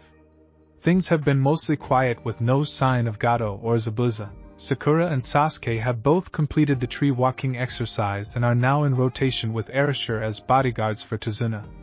Kakashi was trying to think of a way to track down Zabuza and his accomplice. While all this was going on, there was also a very tense atmosphere whenever Inari, Tazuna's grandson, was around. He just seemed to have all the positive feelings out of the room. All the tension came to a head one evening at the dinner table. Why do you try so hard? You'll never beat someone like Gato. He's too strong and you're stupid for even trying. Arashi turned toward the speaker, which turned out to be Inari. So what does that make your grandfather? Is he stupid for trying to stop Gato? I don't think so. I think that makes him damn courageous to put his life on the line for his home and for his family. He's doing a hell of a lot more than you are. What do you know? You don't know what it's like to live here. If you go against Gato, you're just going to die like everyone else. Inari screamed with tears in his eyes. I'm tired of hearing your mouth. You think you're the only person to suffer. Try being poisoned, beaten and stabbed on a damn near daily basis. When you weren't being attacked, you were being glared at or ignored until the next time someone wanted to vent their frustration out on you. What about your grandfather? You don't think he suffers from the fact that every time he leaves you two alone it might be the last time he sees you? You don't think your mom suffers the same way? They suffer, but unlike you, your mom still finds the strength to encourage Tazuna to do the right thing. You're nothing but a coward, and I'm tired of looking at you. With that said, Naruto used the leaf Shunshin to leave a stunned and silent audience. It is him. Why wouldn't the Hokage tell me he came back? Kakashi thought to himself. With Naruto in the woods, that damn brat making me lose my control like that. Shadow Clone Jutsu. Out of the smoke of the jutsu popped about 100 clones. Alright guys, let's burn off some of this energy. You got it, boss. Attack. Bring it. The next morning, Arashi suddenly sprang awake. The next morning, it took him a moment to realize he was holding a struggling figure in an arm-lock submission hold. He couldn't see a face because his legs were stretched across the face of the person. Adding a little more pressure to the hold, he growled out, "Who are you?" "I was just collecting herbs when I saw you sleeping. I was just going to wake you." Hearing the rushed explanation as well as the soft voice, Arashi immediately let the person go. Sitting up, he got a good look at the person whose arm he almost broke. He couldn't tell if it was a very feminine guy or a very beautiful girl. Long straight black hair, brown eyes and a choker around the neck. A low-cut pink sleeveless kimono and light brown sandals. While Arashi was studying his mystery guest, that person was also rethinking approaching the masked shinobi. "Kami, my arm's on fire. What was I thinking about approaching him? If he can keep up with Zabuza-sama, then he is indeed very formidable," were the thoughts of the stranger. "I'm sorry for startling you, but it's a very dangerous time and wave right now. I'm Haku, by the way." Arashi: "Sorry for that, but it's kind of a reflex," he said, gesturing toward the arm Haku was flexing, trying to get rid of the tingling sensations. "So you said you were out here collecting herbs. You shouldn't venture out alone right now. Like you said, it's a very dangerous time. I usually avoid trouble by coming out in the early morning. I better get back to my collecting," said the now named Haku. "Look, since I'm the reason you spilled your herbs, why don't I help you collect some more? It'll go a lot faster." Arashi offered. "Thank you for your kind offer," Haku said, smiling a little. They went about collecting various herbs when Haku decided to break the silence. "So I noticed your headband. You're a ninja, right?" "Yeah, I was out here letting off some steam last night. It was pretty late when I finally calmed down, so I decided to sleep out here." "So Haku, how long have you lived in Wave?" "Not long ago my guardian and I traveled a lot, and we sort of got stuck here," Haku replied. "So what does your guardian do that requires so much travel?" Haku hesitated for a moment before an answer came to mind. "He's a craftsman of a particular art that is always in high demand. I don't practice it myself, so don't ask me to explain it to you. I hope being stuck in Wave hasn't dulled his skills. It's getting pretty late. Would you like me to walk you home?" Arashi asked. Haku was quick to respond, "No thank you, my guardian would not take it well if I showed a stranger where we were staying." "Do you mind if I ask you something? As a shinobi, why do you fight?" Arashi took a moment to ponder that question. "Well, I guess it all started when I was a kid. I didn't have anyone for a while as a child, and I always wanted to learn to defend myself. Now I fight because it's all I know." "Do you consider yourself strong?" "Strong enough now, but I'm not nearly as strong as I want to be," Arashi answered back. "I believe if you have people to protect someone precious to you, then you can become truly strong." "That's a nice belief to have, and I think I already have some candidates for precious people." "It was nice meeting you, Haku. To get home safely," he said before turning and walking away. "You as well," Haku said before doing the same. "Wait, Haku. This is just going to bug me until I know if you are a guy or a girl." "I'm a guy," Haku said, chuckling and then laughing out loud when he noticed the paleness of the masked shinobi before he turned and continued his walk. At Tazuna's house, everything was quiet at the breakfast table. No one has seen Arashi or Inari since dinner the previous night. Tazuna and Tsunami were worried about the effects the young ninja's words would have on Inari. Sakura was curious about Arashi's childhood. Sasuke put the whole episode out of his mind already. If it didn't involve him or Itachi, he didn't care. Kakashi was wondering how to approach Arashi with what he knew about him. They were all pulled from their thoughts by the sound of footsteps on the stairs. Coming down the stairs was Inari.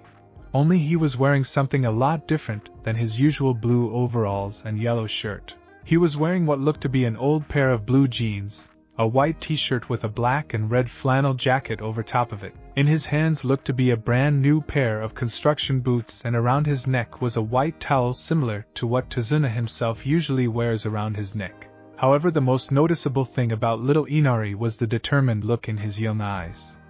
There was a fire there that neither Tazuna nor Tsunami had seen before. Tsunami was the first to get over her shock. Inari, honey, what are you wearing and where do you think you're going? I'm going to help Grandpa with the bridge. That Arashi guy was right. I haven't done anything to help, all I've been doing is acting like a coward. Well, from now on I'm going to do my part and help Grandpa with the bridge, and when he doesn't need me I'll help you around the house. No more crying and no more complaining.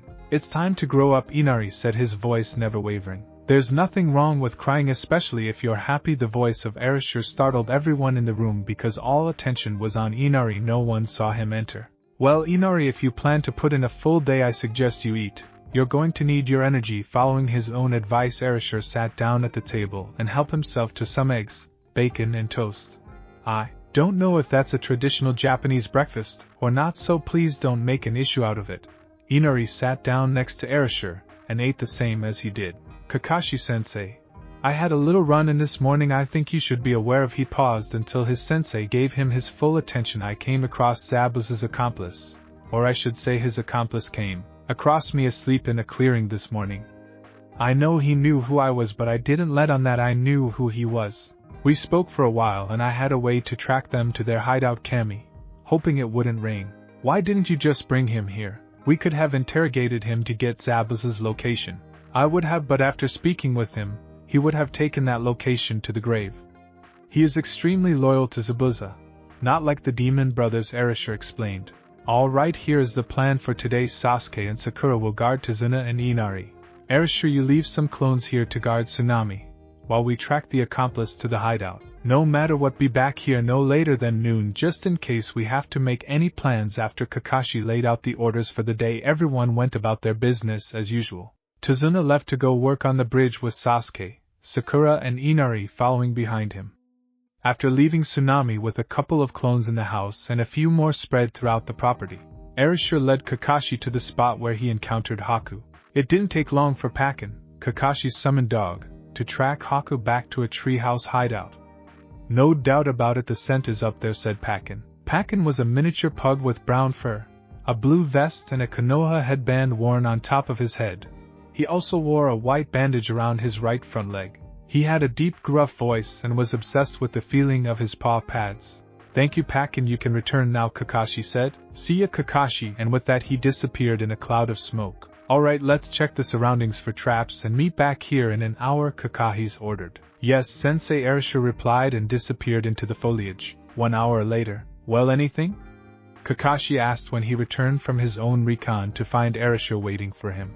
Nothing. Either Zabuza is that confident in his skills even after what we did to him, or he was never expecting us to come looking for him. How about you? Same here. No traps of any kind, not even an early warning system. I still say we approach with caution. What's the plan once we make contact? The plan is to get to Gato. I'm guessing Zabuza knows where his main base is. If Zabuza was still part of a hidden village and getting his orders from a Kage, then this wouldn't be an option. But since he's in this for the money, maybe he can be reasoned with or paid more, Kakashi explained. Okay, so how do you want to get their attention?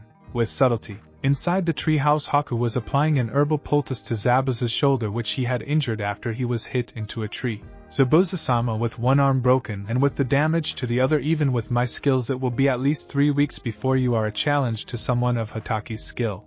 If you were to fight against him in this condition you would surely die. And not just Kakashi, either, the blonde brat as well. The demon of the mist growled out, if we can't beat them we're going. Whatever he was going to say was cut off as 3 kunai flew through the front window near the door and stuck in the opposite wall. Zabuza and Haku had enough time to grab his massive sword Kubukuru Bocho, or the decapitating carving knife, and race out the door as the tree house exploded. Landing away from the debris of their hideout, Zabuza and Haku looked back at the devastation. Show yourselves, you bastards. I thought you said you wanted to get their attention with subtlety? Arashi groused while stepping out from the shadows of the surrounding forest. That was as subtle as a 6-foot sword being tossed at your head, Kakashi replied back. Touché. You just saved me the trouble of coming to find you, Kakashi, Zabuza said, taking a better grip on his sword. Don't make me call your bluff, Zabuza. I didn't come here to fight. I came to offer a proposition. What would you say to getting paid double what Gato offered to leave the bridge builder and his family alone? You think you can just buy me to walk away? Not a chance. Think about it, Zabuza-san. You were at 100% last time we fought. Now you can't perform jutsu, and with that injury to your sword shoulder your kenjutsu will be less than effective. Arashi cut in. Gato has the money, which we are going to get once you tell us where his main base is as well as what kind of protections he has, Kakashi said plainly. Are you really ready to say you killed yourself for Gato and also throw Haku's life away for him too? Zabuza thought about his options. Fight a battle I have no way of winning with my injuries, or roll over on Gato. To hell with it, I never liked that pig anyway. Heaving a sigh, his main base is on the north edge of the island. He has about 150 mercenaries around the clock. Gato's philosophy is quantity, not quality. Gato himself is not hard to spot. He looks like a goblin in a 3-piece suit and sunglasses. Bring the money to the place we had our first fight in the morning. You have a deal, Zabuza. It was nice seeing you again, Haku. Sorry about the explosive tag. Next time try knocking on the door, Haku replied with a grin. Later that night, after leaving Zabuza and Haku, the two made their way back to Tazuna's home and a meeting with Team 7 and their client. After the update on where things stood with Zabuza, Kakashi ordered everyone except himself and Arashi to stick close to the house for the remainder of the day. It was now about midnight and Kakashi and Arashi had been studying at Gato's base most of the day, and it was confirmed as Gato preferring quantity over quality. Irregular and sloppy patrols seemed to be the norm. There seemed to be only 3 people who held any sway over the mercenaries, Gato and his 2 samurai bodyguards. Whenever they weren't around, the men just sat around trying to out-tough each other and drinking. So Kakashi-sensei, how do you want to do this? Arashi asked. I think a couple of well-placed explosive notes, a genjutsu here and there, and liberal use of the Sharingan will have the desired effect on these goons outside. You handle Gato. As we have seen, the only people allowed inside are his 2 bodyguards, so you shouldn't have any trouble. All the same, be careful. Wait for my signal and then make your way up to Gato, Kakashi said. Yes, Sensei, Arashi replied before he disappeared in the shadows. With Gato was currently sitting back in his expensive leather chair, behind his expensive wooden desk, smoking and drinking the finest cigar and sake money could buy. He built his reputation and empire around 2 human emotions, greed and fear. What one couldn't accomplish, the other could. In his office with him are his 2 bodyguards, Zora and Waraji. Zora was a young man in his mid-20s. He had bluish-white hair and black eyes with lines tattooed beneath them. His partner Waraji was a little older with brown hair and a short beard. He also had an eye patch over his right eye. Alright, you two, once we get word on when that fool Zabuza is going to strike, I want you two to go and grab the bridge builder's daughter for some extra insurance. Just in case the baby demon can't do his part. Bring her to the BR. He was interrupted by an explosion in the courtyard that shook his balcony doors. What the hell was that?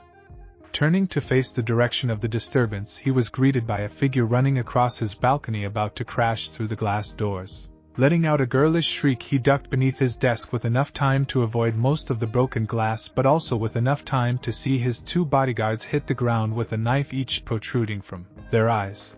That's not a very good hiding spot considering I saw you duck under there, a cold voice said above him. Gato scrambled from beneath the desk and had enough time to see ice blue eyes before a foot connected to his face and his world went black. Arashi woke Gato from his mini-nap the fastest way possible. A hard slap to the face. Wah! What happened? Gato mumbled as he regained consciousness. Hello, Gato. You're probably wondering why you're tied face down on your desk with your pants around your ankles and you're in the air? No, it's not because I want you to get used to the feeling of prison life. It's because I want your undivided attention. You see this piece of paper? Arashi asked, holding up a standard explosive note. This is what we shinobi call an explosive note. It's pretty self-explanatory, right? He asked. Getting a nod from Gato, he continued. Good, now one of these things placed in a strategic spot could level a good-sized building. You currently have 2 shoved up here and they don't get more strategic than that. Ignoring Gato's begging and whimpering, Arashi approached the shipping magnate and knelt down until they were face to face. You only have one chance. I want the deeds and money you stole from the people of Wave. Okay. In the basement behind the floor-to-ceiling map of the elemental nations is the vault. There are 2 keypads on opposite sides of the safe. The one on the left press 137-45-247, on the right 758-12-363. You have to input them at the same time, Gato said desperately. Thank you for your cooperation was all Arashi said before heading for the door. Wait. I told you what you wanted to know, aren't you going to untie me? I don't recall making that offer, Arashi said coldly before leaving the room. In the hallway, ignoring Gato's screams, he channeled some chakra into the exploding tags currently in the possession of Gato. The resulting explosion sent pieces off Gato into the hallway behind Arashi and pieces through the balcony door leading outside.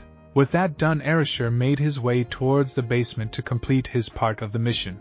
2 weeks later, the news of not only Gato's men but Gato himself disappearing overnight spread like wildfire the next day. With Gato gone and the deeds to lost homes and fishing boats, turning up, the land of Wave was on its way to prosperity again. Zabuza and Haku also left after we paid them double what Gato had promised them, but Zabuza refused to leave without a promise of a rematch sometime in the future. With the spare hands of the rest of Wave and a good deal of clones, the Bridge of Hope was completed ahead of schedule. Team 7 now stood on the Bridge of Hope along with Tazuna, Tsunami, Inari, and the rest of Wave to see them off. Well, this is it for us, Tazuna. Your bridge is built, and Gato's not a problem anymore.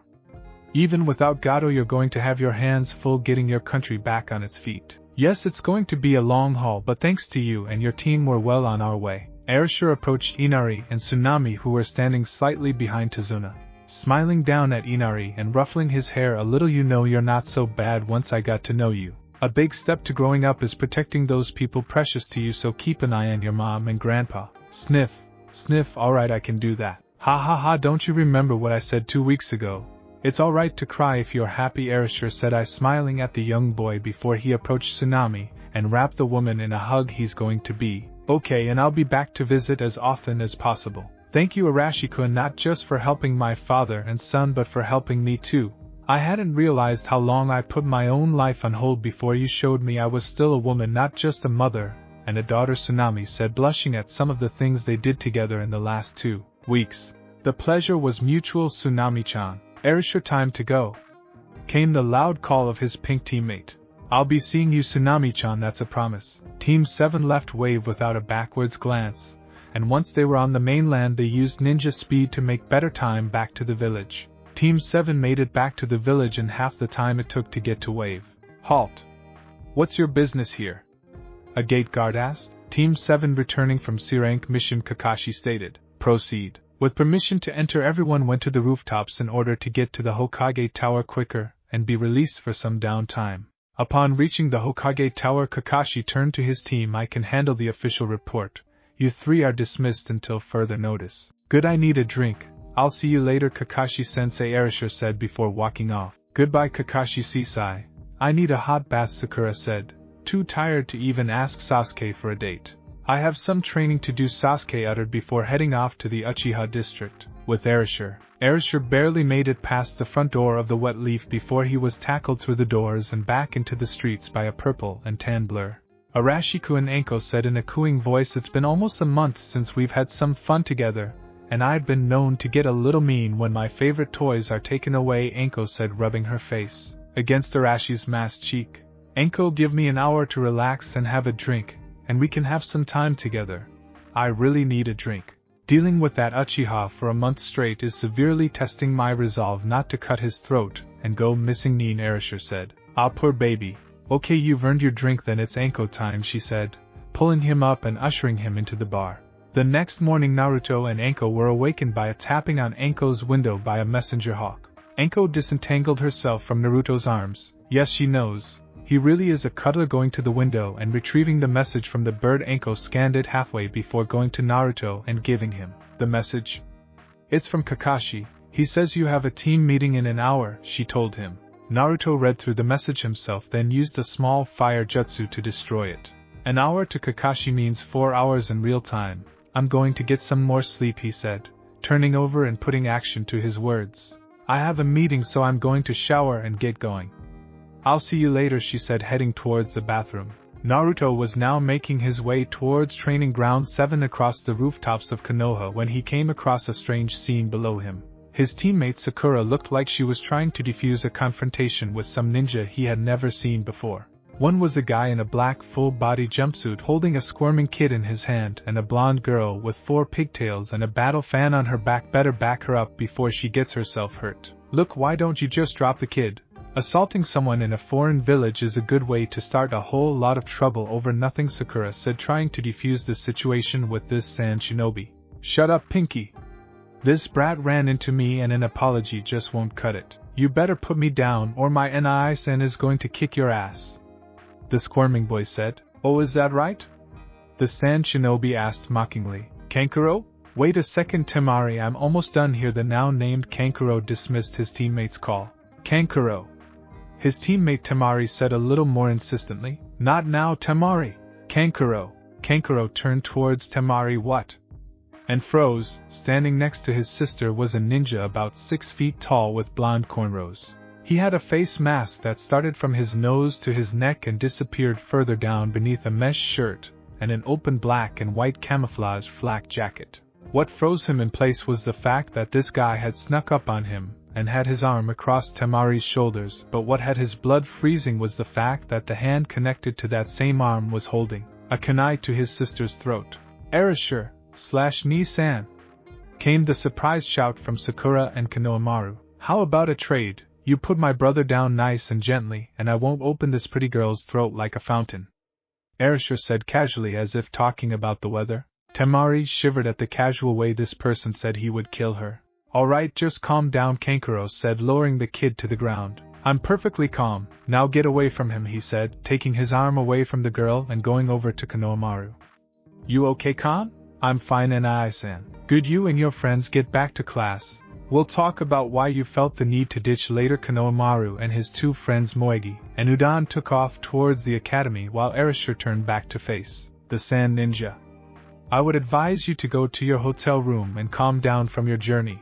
I can guarantee another attempt to assault the Hokage's grandson will not go unpunished. Kankuro paled behind his makeup at what he had almost done. Sasuke, if you and your friend would join us down here, we could all be on our way, Arashir said, looking into a nearby tree. Sasuke knew he had been spotted by his teammate long before he had even spoken to him. What surprised him was the reference to a friend. What the hell is he talking about? Looking around, he almost fell out of the tree when he came face to face with an upside-down redhead looking him right in the face. Damn it! That's the second time that's happened. Sasuke thought to himself before jumping out of the tree, followed by the redhead who appeared in front of his teammates in a sand shunshin. Kankuro, you're an embarrassment to our village for pulling such a stunt, the redhead said in a monotone voice. I'm sorry, Gaara, I was just... Shut up or I'll kill you. I'm sorry for his behavior. It won't happen again. Come on, wait a second, you with the gourd. Who are you and what are you doing in our village? Sasuke asked, or more like demanded. I am Gaara of the desert, here for the Chunin exams. What is your name?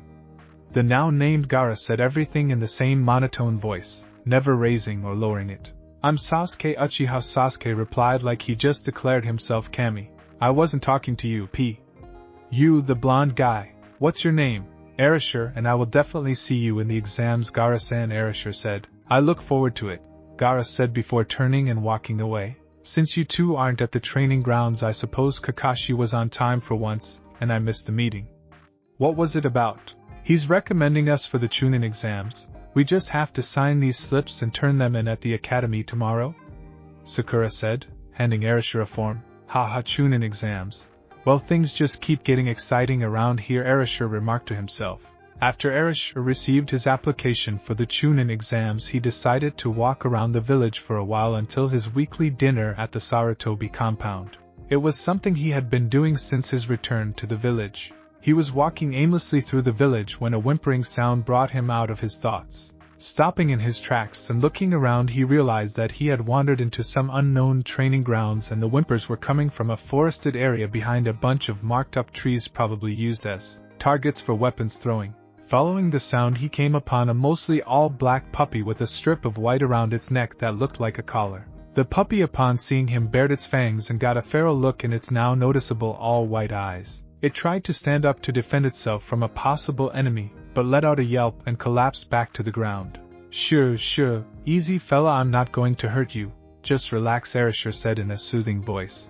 Getting closer to the pup, Arashi saw why he couldn't stand up, as he saw a shuriken stuck in the right hind leg of the animal. Alright fella, looks like you got a little trouble there, Arashi said, still keeping a calm tone. Arashi inched closer so as not to startle the animal, and went down on a knee beside it. Moving his hand slowly towards the shuriken, Arashi was about to take a hold of it and pull it out when the little animal snapped his jaws at his fingers. Arashi pulled his hand back quickly and counted them to make sure he still had all his digits. Arashi looked into the white eyes of the black dog with a small glare. Look, nobody likes pain unless you're some kind of masochist, but I have to remove this and bandage it, or you're not going to heal properly. Now let's try this again. I'm going to count to 3 and then I'm going to pull it out, so think of a happy place and grit your teeth, cause it's going to happen. Looking into the dog's eyes and receiving what he could only interpret as a nod of agreement, Arashi started the countdown. 1, 2, 3. On 3, quick as a snake strike, Arashi yanked the shuriken out, getting a small yelp from the pup. Staunching the blood with some gauze from his vest pocket, Arashi applied a quick field dressing to the wound. This will do for now. Best get you to a real doctor though. Saying that, he picked the dog up and disappeared in a swirl of leaves to the local vet's office. Arashi reappeared outside of a medium-sized white building with a wooden shingle hanging over the door that said Konoha's Veterinarian Services. It was located more in the civilian side of the village for their convenience, since civilians rarely had a reason to wander in the shinobi section. Walking into the building with the little dog cradled in his arms, Arashi made his way to the empty front desk of the office. Not seeing anyone around, he rang the little bell on the desk for service. Hello? Get patient with you. Is there a doctor in the house? Still not getting a response, Arashi walked over to a door with a sign that said employees only that lead further into the building. Opening the door, he was met by the sound of barking and chirping so loud he was surprised he hadn't ruptured his eardrums. Wincing at the noise, he quickly shut the door. They must have some kind of sound barrier set up. You must feel worse than I do with your hearing, Arashi said, looking down at the dog in his arms. Arf. Arf. Arf. Alright, no need for that type of language. Brace yourself, we're going back in. Arashi went back to the door and took a moment to brace himself for the noise before he opened the door and went in. He made his way down the lit-up corridor, peeking into each room as he went. Most were examination rooms and a couple of supply closets. He was near the end of the hall when he looked into one room and stopped dead in his tracks at an amazing sight. It was one of the most perfectly heart-shaped asses he had ever laid eyes on.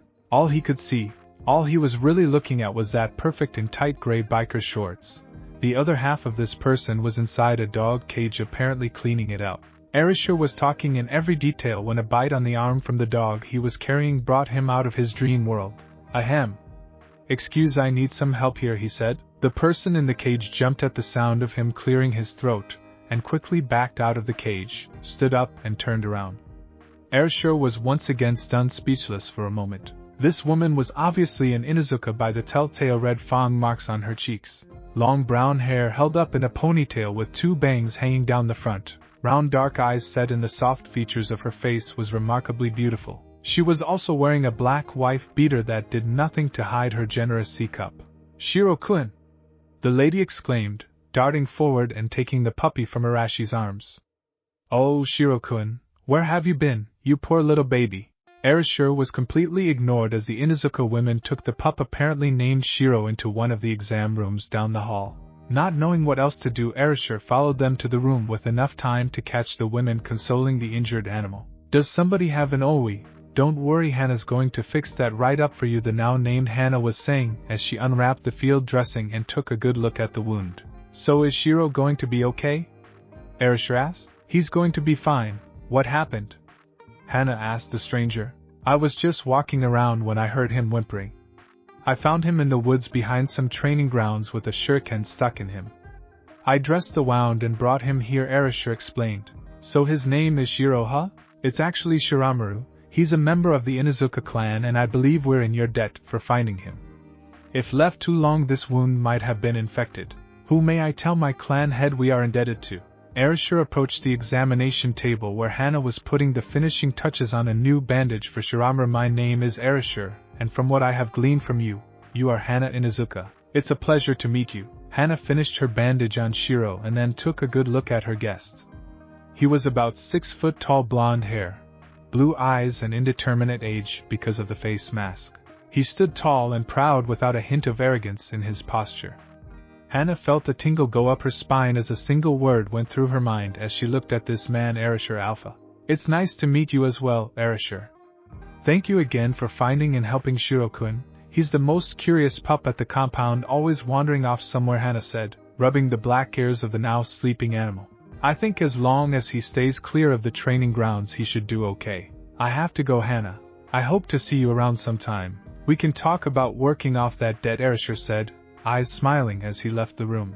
Hana felt the tingle along her spine even more at the hidden meaning in those words, anytime, Arashi, anytime. Later, Sarutobi compound. Dinner at the Sarutobi compound is always a small family affair when Hiruzen's schedule allows it. At the small circular table right now were Arashi, Asuma, Konohamaru and Hiruzen. They were talking about a bunch of non-important things at the moment. The serious talk was reserved for after dinner when Konohamaru was out of the room. They were finishing up the meal when the subject of Arashi's first dinner at the Sarutobi compound came up. Flashback about 6 months ago. It was a couple of days after Arashi had returned to the village when he was invited to the Sarutobi compound for dinner. He was walking next to the Hokage the long way towards the compound. Sarutobi always liked to take a walk through the village after a long day. It helped to relieve the stress of wearing the hat, and reminding him of why he took it in the first place. As they approached the front door, Sarutobi paused to give his dinner guest a word of caution. I have to warn you, my grandson Konohamaru can be a little hyper at times. Try to be a little patient with him if it gets to be too much, Sarutobi said before opening the door. Arashi followed right behind him and took a good look at the inside of the home.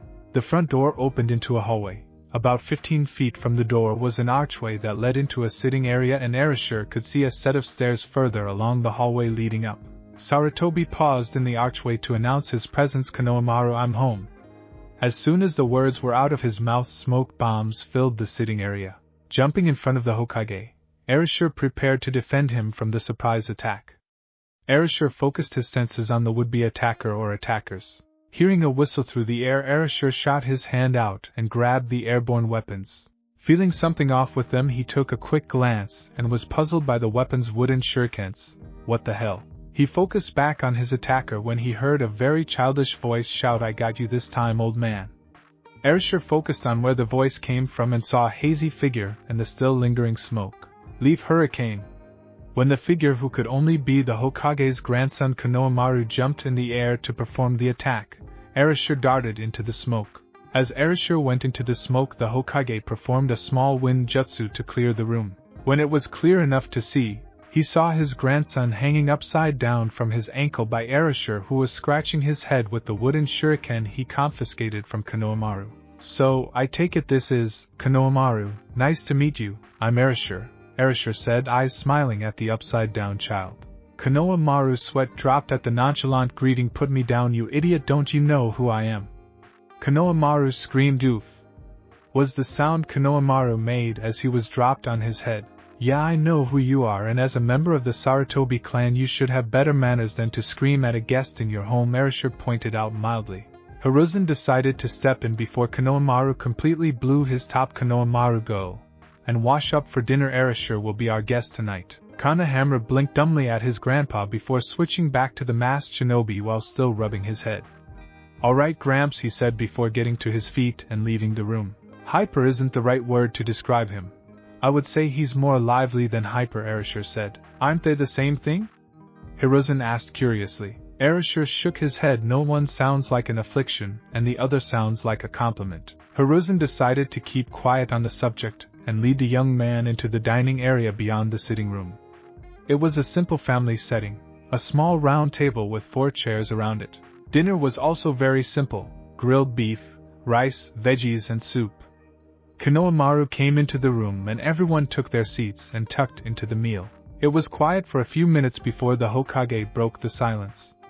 "So Konohamaru, how was your training today?" "Boring. All Sensei did was talk the whole time. Not once did he show us any cool jutsu. Even Ebisu Sensei refused to show me any cool jutsu. He said I had to master the basics first," Konohamaru said in a dejected tone. "He's right, you know, without the basics you have nothing to build on. All the greatest ninja you could name were masters of basic jutsus, and using their knowledge of the basics and built on them to make the best use of them," Arashi interjected.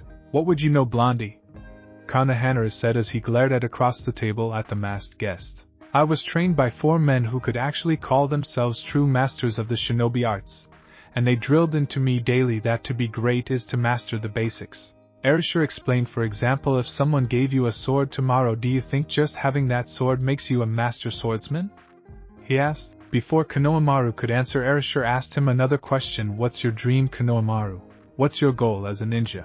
"My goal is to defeat the old man and become Hokage. Ebisu Sensei says with his training I'll take the shortcut to becoming Hokage."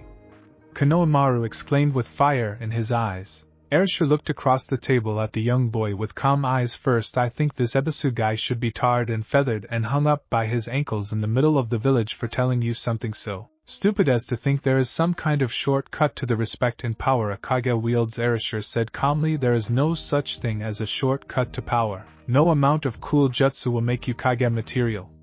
It takes a certain mental and spiritual fortitude to be a Kage. Can you imagine day after day, month after month, year after year the kind of conviction it takes to send people you've grown up with and people you've seen grow from babies to young men and women and send them out to defend the village knowing there's a possibility you will never see them again?" Konohamaru was speechless as he listened to Arashi speak. He couldn't imagine sending Udon and Moegi out on some mission and then finding out that they had been killed. He could never forgive himself if that happened. "Is that true, Gramps?" "Yes, it is. Being Hokage is more than being recognized as the strongest in the village. Being Hokage is asking yourself if you are mentally strong enough to do what is best for the village," the Hokage said. Konohamaru sat there in silence for a few minutes. "Can I be excused?" Receiving a nod from his grandpa, he went to his bedroom to think about if he really wanted to be Hokage after all. "Sorry about that, Gigi. I didn't mean to hit him with the reality of wearing a hat like that," Arashi said. "That's okay, Naruto-kun. I was going to explain it to him eventually. Maybe I was just scared of this type of reaction and my grandson hating me for taking away his dream," Hiruzen said sadly. "That speech sounded like the one Tobirama-sensei gave me at one point when he was grooming me as Hokage. Yeah, that's where I got it from. I got a tad bit overconfident during my training sometimes. One time I claimed that as soon as I was done training I would come back here and challenge you for the Hokage title. Tobirama-sensei sat me down and explained in great detail the responsibilities that come with the job," Arashi said ruefully. "Is your dream still to be Hokage?" Hiruzen asked curiously. "No, I haven't decided on a dream yet. I'll just follow the road of life and see where it takes me," he said, smiling. "Do you mind if I go up and speak to Konohamaru?" he asked. Hiruzen shook his head. "No, upstairs, second door on the right." Rising from his chair, Arashi made his way to the kid's room. Looking through the open door, he saw Konohamaru sitting on the edge of his bed looking miserable. Knocking on the door frame to get his attention, he waited for the kid to look at him. "Hey Konohamaru, you mind if I come in?" "Sure," he said, scooting over to make room for the blonde. "Why do you want to become Hokage?" Arashi asked. "My name is Konohamaru. I was named after the village, but no one calls me Konohamaru. People always call me Honorable Grandson. I'm not ashamed to be the grandson of the Hokage, but I just wish people would call me by my name for a change. If I was Hokage, then people would see more than the honorable grandson of the third Hokage. After what you said earlier, it seems like a pretty selfish reason to be Hokage. Wanting people to know your name is not selfish at all.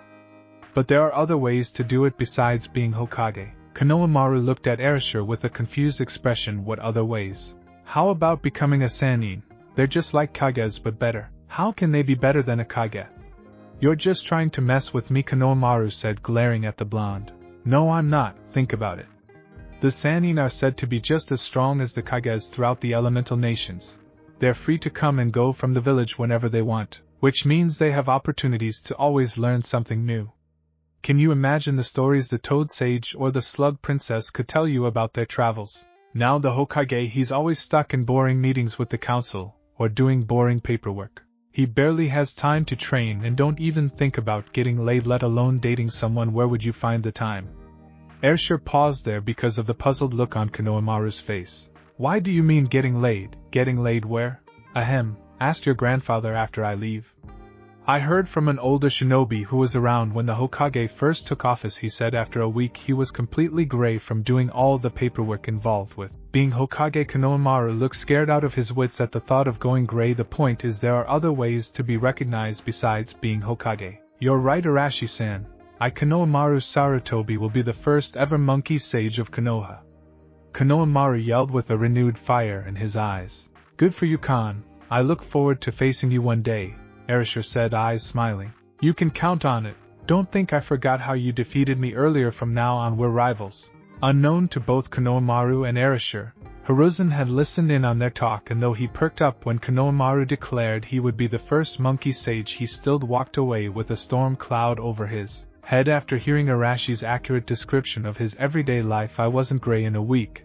I was gray in 3 days. It took me a week just to finish the first round of paperwork, Hiruzen thought as he went back to the dinner table. Flashback end. After dinner, Konohamaru went to his room to study before bed while the other three went out to the back porch for self-indulgence, a cigarette and pipe for the Sarutobis and sake for Naruto.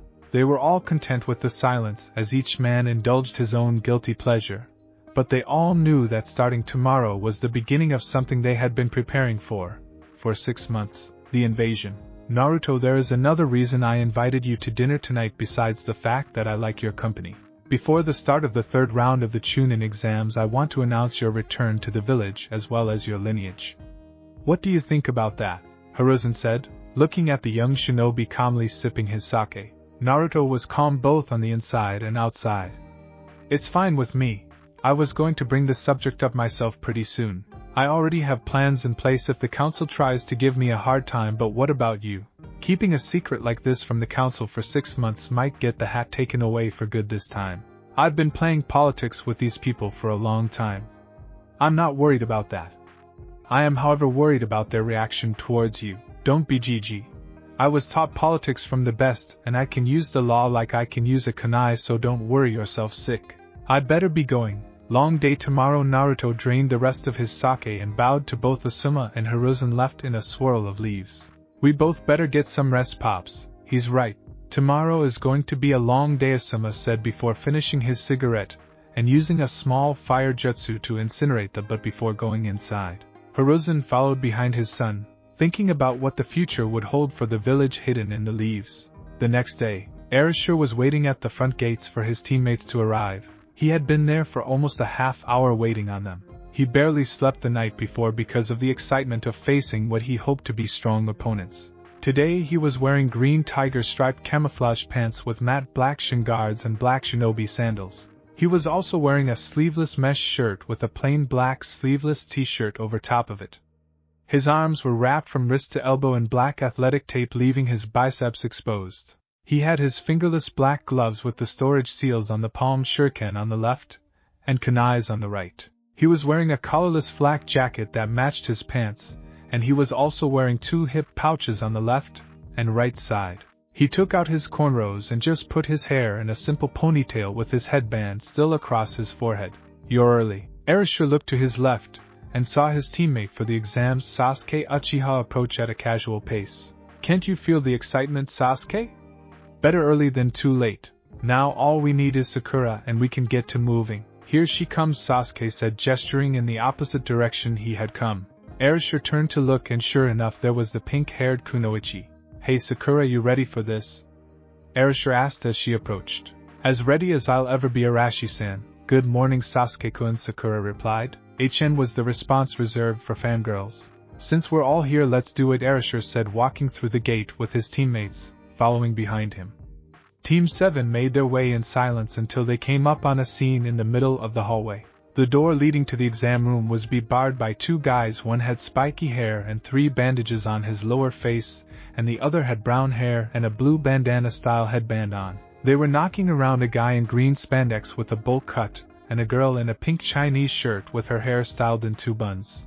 "Just let us through. We have to take the exam," the girl said. "You think you're ready to be Chunin? Come back when you grow up. People die in these things," the one in the blue bandana said. "Why don't you drop the genjutsu and stop cluttering the hall? We have an exam to take," Sasuke said. Arashi refused to face fault at the stupid arrogance of the Uchiha. If he knew, why did he open his mouth? "You saw through that genjutsu, didn't you, Sakura?" Sasuke asked the pinkette. "Of course I did, Sasuke-kun. It was obvious," Sakura said. Arashi barely restrained himself from face-faulting at that obvious lie. "Why don't you make me move, punk?" The one with the spiky hair said before launching a kick at Sasuke, who threw a kick himself. Before either one could connect, the boy in the green spandex appeared in between them and caught both attacks. "He's fast and strong," Arashi thought. "Why don't you both save it for the exams? That is where the best will be determined," the bowl-cut guy said. Sasuke and the spiky-haired stranger broke apart and regrouped before the spiky-haired guy and his friend took off down the hall out of sight. "Way to go, Lee. It was your idea to hide our strength, remember?" The person who spoke was obviously of the Hyuga clan with the trademark white eyes. He was wearing a black headband with 2 straps hanging from the sides and a khaki shirt and brown pants, with his right arm and leg wrapped in athletic tape. "I'm sorry, Niji, Tenten. I forgot my own plan just that quickly," the now named Lee said by way of apology. "Forget about it, Lee," the girl Tenten said. "That plan wouldn't have lasted long anyway," Niji said, coming to stand next to his teammates, and taking a good look at the other Genin team. His eyes wandered over both Sasuke and Sakura before dismissing them both. Before his eyes rested on the blonde shinobi. "What's your name?" Niji demanded. Arashi completely ignored the pale-eyed teenager, and approached his lovely teammate. "My name is Arashi. May I have the honor of knowing yours?" he said. Tenten was stunned that the boys didn't flirt with her. They treated her like one of the guys. Most of the time they didn't even realize she was a girl. "Higurashi, Tenten Higurashi, nice to meet you," she said, sticking her hand to shake. Arashi grabbed her hand and brought it to his masked lips and kissed the back of it. Tenten's blush could put a red apple to shame. "That is the most beautiful thing I've ever seen on a kunoichi," he said softly. "Wah! What are you talking about?" Tenten stammered. "The calluses on your hands, they're beautiful. They show your dedication to training. It's the most beautiful and sexiest thing ever on a kunoichi." During Arashi and Tenten's introduction, Niji stood there stunned, first at being ignored and then as his teammate was turned into putty. "Hey! I asked your name?" "No, you demanded my name. It's Arashi, by the way. Being from a noble clan, I could only assume they tried to teach you manners and the lessons just didn't take," Arashi said mildly. "Know your place, commoner." Before Niji could register that Arashi had moved, he was staring eye to eye with a fly. Holding the fly by the wings with his fingertips was Arashi. "Just remember, Hyuga, nobility doesn't mean a damn thing on the battlefield. Only skill," Arashi said before letting the fly go. "Tenten, it was a pleasure to meet you. I hope to get to know you in the future," Arashi said before making his way back to his teammates and continuing down the hall towards the 3rd floor. They were in an open area about to climb the stairs to the 3rd floor when they were stopped. "Hold it right there." The green-clad genin said. "You are Sasuke Uchiha, right?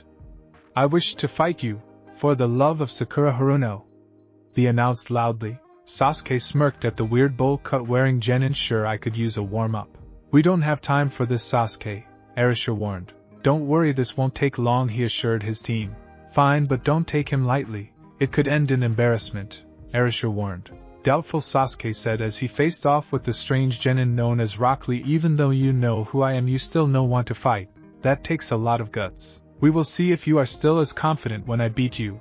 A fair warning, out of all the Leaf genin participating in the exams today, I am the strongest, and I'll prove it to you right now," Lee declared. The two opponents squared off against each other. Sasuke was in a casual stance, apparently not taking the match seriously, and Lee was in the opening stance of the strong fist style. He was turned sideways with his left arm behind his back and his right hand held out in a bring it on gesture, and Sasuke decided to bring it. He sprinted forward in an effort to catch his opponent off guard, and once he was in range he threw a right cross and connected with nothing as his opponent had disappeared in a display of speed. He reappeared above Sasuke already in mid-turn leaf hurricane. Sasuke ducked under the roundhouse kick and following his opponent's movements held his hands in front of his face in a guard position. Rock Lee continued his rotation from the missed roundhouse and attacked with another kick from a crouching position that went straight through Sasuke's guard and nailed him in the face. Sasuke! Was Sakura's shout of surprise from watching Sasuke take the hit. Sasuke was thrown backwards by the power of the kick and laid on the ground stunned for a few moments. What was that? I know I held my guard up, Sasuke thought. If I had my Sharingan I would take this guy apart. Saki went back on the attack, throwing everything he could at his opponent. Jab, right hook, sweep kick. Sasuke thought, but nothing worked. It was either blocked or avoided. Sasuke threw another right cross with everything he had in it, but it was caught, and countered with an elbow to the stomach that sent him crashing into the wall behind him. Sasuke Uchiha, why do you not use your Sharingan? If you wish to beat me, that is the only way to do so. I don't need the Sharingan to beat you. Sasuke snarled and charged once again. I believe there are two types of ninja in this world, those that are born with talent like you and those that have to train hard every day of their lives like me. I'll show you that hard work beats natural talent any day of the week. Lee proclaimed before stopping Sasuke's charge with a spinning back kick to the chin that launched Sasuke into the air. Lee crouched on the ground and then vanished in a blur and reappeared beneath Sasuke's still floating body, dancing leaf shadow. Now you're finished, Lee said as the bandages around his arm began to unravel. Before they unraveled too much, a pinwheel pinned the end of the loose wrappings into the wall, surprising all those in the room. That's enough, Lee, a large red tortoise said. Oh no, this is bad, Lee said, throwing his body into a backflip to land on the ground in a crouching position before sprinting to kneel in front of the talking animal. Sasuke, too stunned by the events that just transpired, was saved from further injury when Sakura broke his fall. Arashi joined his two teammates as he watched the animal tear into the green glad genin. What were you thinking, Lee? You're forbidden from using that technique, especially on a fellow leaf shinobi. You know that. I wasn't going to use it. I just got caught up in the fight, that's all, honestly said, trying to defend himself. Silence. You think a lame excuse like that is going to fly? A shinobi never reveals his techniques unless absolutely necessary, and from watching this fight, it was completely uncalled for. That's such a basic rule, it should be tattooed on your brain. Now stand and prepare to take the punishment for your actions. Yes, sir, Lee said, resigned to his fate. Come on out, Guy-sensei. In a puff of smoke a man appeared on the turtle's back. He was very tall and he was wearing a matching outfit to Lee's except no hand wraps, and he was wearing an unzipped Jonin flak jacket. He even matched Lee's bowl haircut, and had way thicker eyebrows. Hey there guys and gals, what's shaking?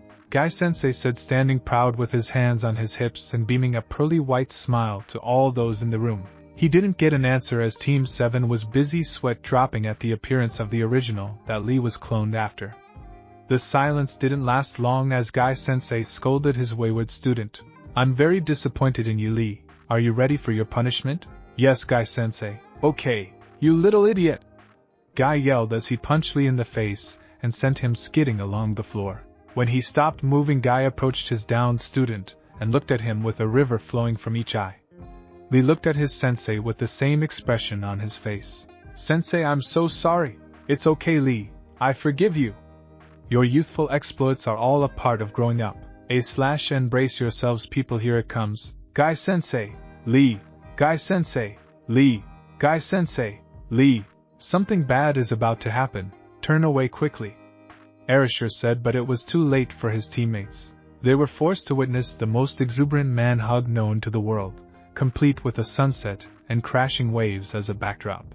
Now Lee, give me 100 laps around the practice field as further punishment for disobeying orders. Yes sir, Guy-sensei. Wait, what about the Chunin exams?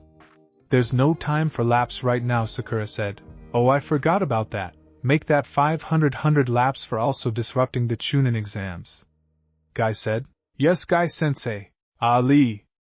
I'm proud to be your sensei. Your flames of youth are inspiring, Guy said to his student with pride before finally taking notice of the other three people in the room. That has to be Kakashi's squad, Guy thought to himself.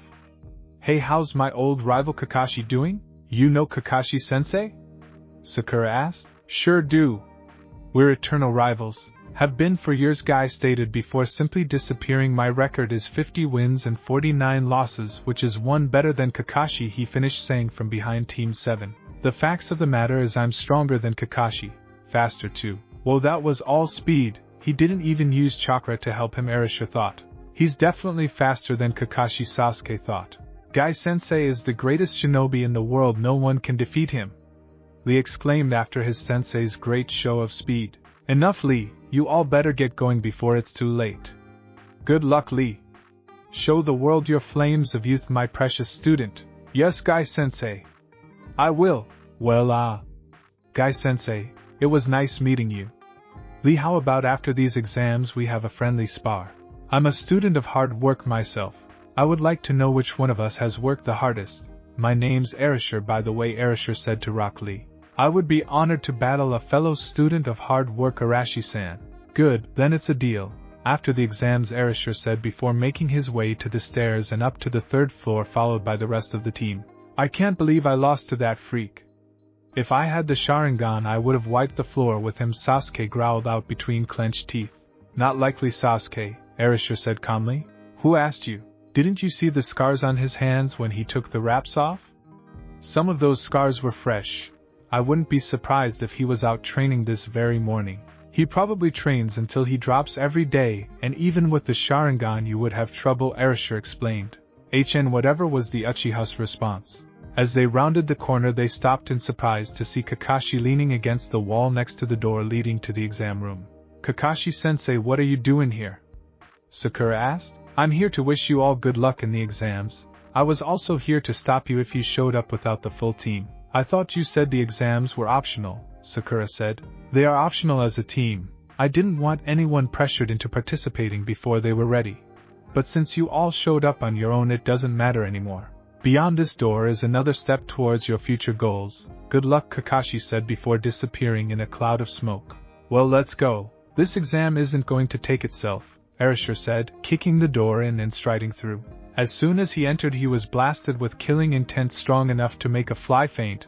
This was nothing compared to the killing intent he felt from people like Zabuza or his own senseis. He glanced out the side of his eyes to see how Sasuke and Sakura were doing. Sasuke was shrugging it off with no effort, but Sakura was already shaking in her sandals. Remember what I said back in Wave about killing intent, Sakura? Sakura looked into Arashi's calm blue eyes and remembered what he said back in Wave about using your own intent to offset someone else's. Taking a moment to calm herself, she was about to think of something that would piss her off enough to shake off this killing intent when the answer landed in her lap, or more precisely on Sasuke's back. Oh Sasuke-kun, I've missed you so much. Being apart for so long has been dreadful, Ino Yamanaka, Sakura's old friend and new rival, said from Sasuke's back. The killing intent was completely forgotten as she saw this. Back off, Ino, pig, Sasuke's mine. Well, if it doesn't miss your forehead they let anyone into these exams, apparently, Ino said in a haughty tone. They let pigs in here, don't they? What did you say on the billboard, brow? Ino demanded, glaring into Sakura's eyes. You heard me, Sakura said, glaring right back. Do you two have to be so loud and troublesome all the time? A lazy voice interrupted the screaming match. Mind your business, slacker. Ino snapped. It is my business. Your screaming match is bringing a lot of unwanted attention, the slacker pointed out. Ino and Sakura looked at the other participants in the room, and sure enough all eyes were on them, and they didn't look too happy. Once Sakura stopped arguing with Ino, the killing intent came back seemingly stronger than before. Ino was also feeling the effects. Arashi, tired of the minuscule killing intent, approached the top of the stairs and looked out at the other participants. What are you looking at? Arashi screamed and unleashed a killing intent that flooded the entire room. While most of the aspiring Chunin were paralyzed, the truly weak ones collapsed under the weight of the killing intent. Arashi cut the flow of killing intent and went back to his team. When Arashi returned he saw that 3 more people and a dog had joined the cluster of Chunin candidates. One was an Inuzuka male, a female Hyuga, and the last guy could have been anyone. The only thing that could be seen was spiky brown hair and sunglasses. Who the hell are you? That was unreal? Inuzuka said. I'm Arashi, the new member of Team 7, and that was very real, he said calmly. What happened to the other guy? The slacker from before asked. Team 7 answered in one word, Tora. That was all that needed to be said. That was some display back there. You might want to tone it down though, a smooth voice said from behind Arashi. He turned around to come face to face with a silver-haired shinobi in glasses. What's it matter to you how I act? Arashi said something about this guy is raising the hair on the back of my neck. Just thought of passing on some advice to a fellow Leaf Genin. I've been in these exams before and they're not easy. I'm Kabuto Yakushi. How many times have you taken the Kabuto-san exams? Sakura asked. This is my 7th time, Kabuto said, smiling sheepishly. That doesn't bode well for the rest of us, then the still unnamed slacker said. It has given me a chance to gather information on certain villages, and every year I come closer to reaching Chunin. These are my info cards, Kabuto said, taking out a deck of cards from his hip pouch. With these I have info on just about every participant in the exams. How do they work? Sasuke was interested in trying to find a weakness in certain people. Well, it's simple really. The cards respond to my chakra. Once I channel chakra into them, all the information on the card becomes visible. And you have information on everyone participating in the exams? Sasuke asked. Everyone, Kabuto confirmed. How about Rock Lee of the Hidden Leaf, Gaara of the Desert, and Arashi of the Hidden Leaf? You already know their names. Too easy, Kabuto said before taking out 3 cards and laying them out on the floor in front of him. Let's see, first up Rock Lee. He's a genin of the Hidden Leaf and a member of Team 9. His teammates are Tenten Higurashi and Niji Hyuga. They are students under Jonin Might Guy. He's been a genin for a year, and this is his first time in the Chunin exams. As a member of Team 9 he's completed 37 D-rank missions, 12 C-ranks and 1 joint B-rank. According to his stats he has exceptional taijutsu and very below average ninjutsu and genjutsu. After he finished reading off the info card he placed it back in his deck. Now Gaara of the Desert. He's a genin of the Hidden Sand. Not a lot on him except that this is his first Chunin exam. He has completed 10 D-rank missions, 20 C-ranks and 3 B-ranks. As a special note it says he completed every mission without so much as a scratch, Kabuto said in an odd tone. Lastly is Arashi of the Hidden Leaf. Well, this is surprising. It says that Arashi only recently joined the Hidden Leaf 6 months ago, and in that time has done 30 solo D-rank missions before joining Team 7 on a C-rank turned B-rank mission. His teammates are Sasuke Uchiha and Sakura Haruno. They are students under Kakashi Hatake.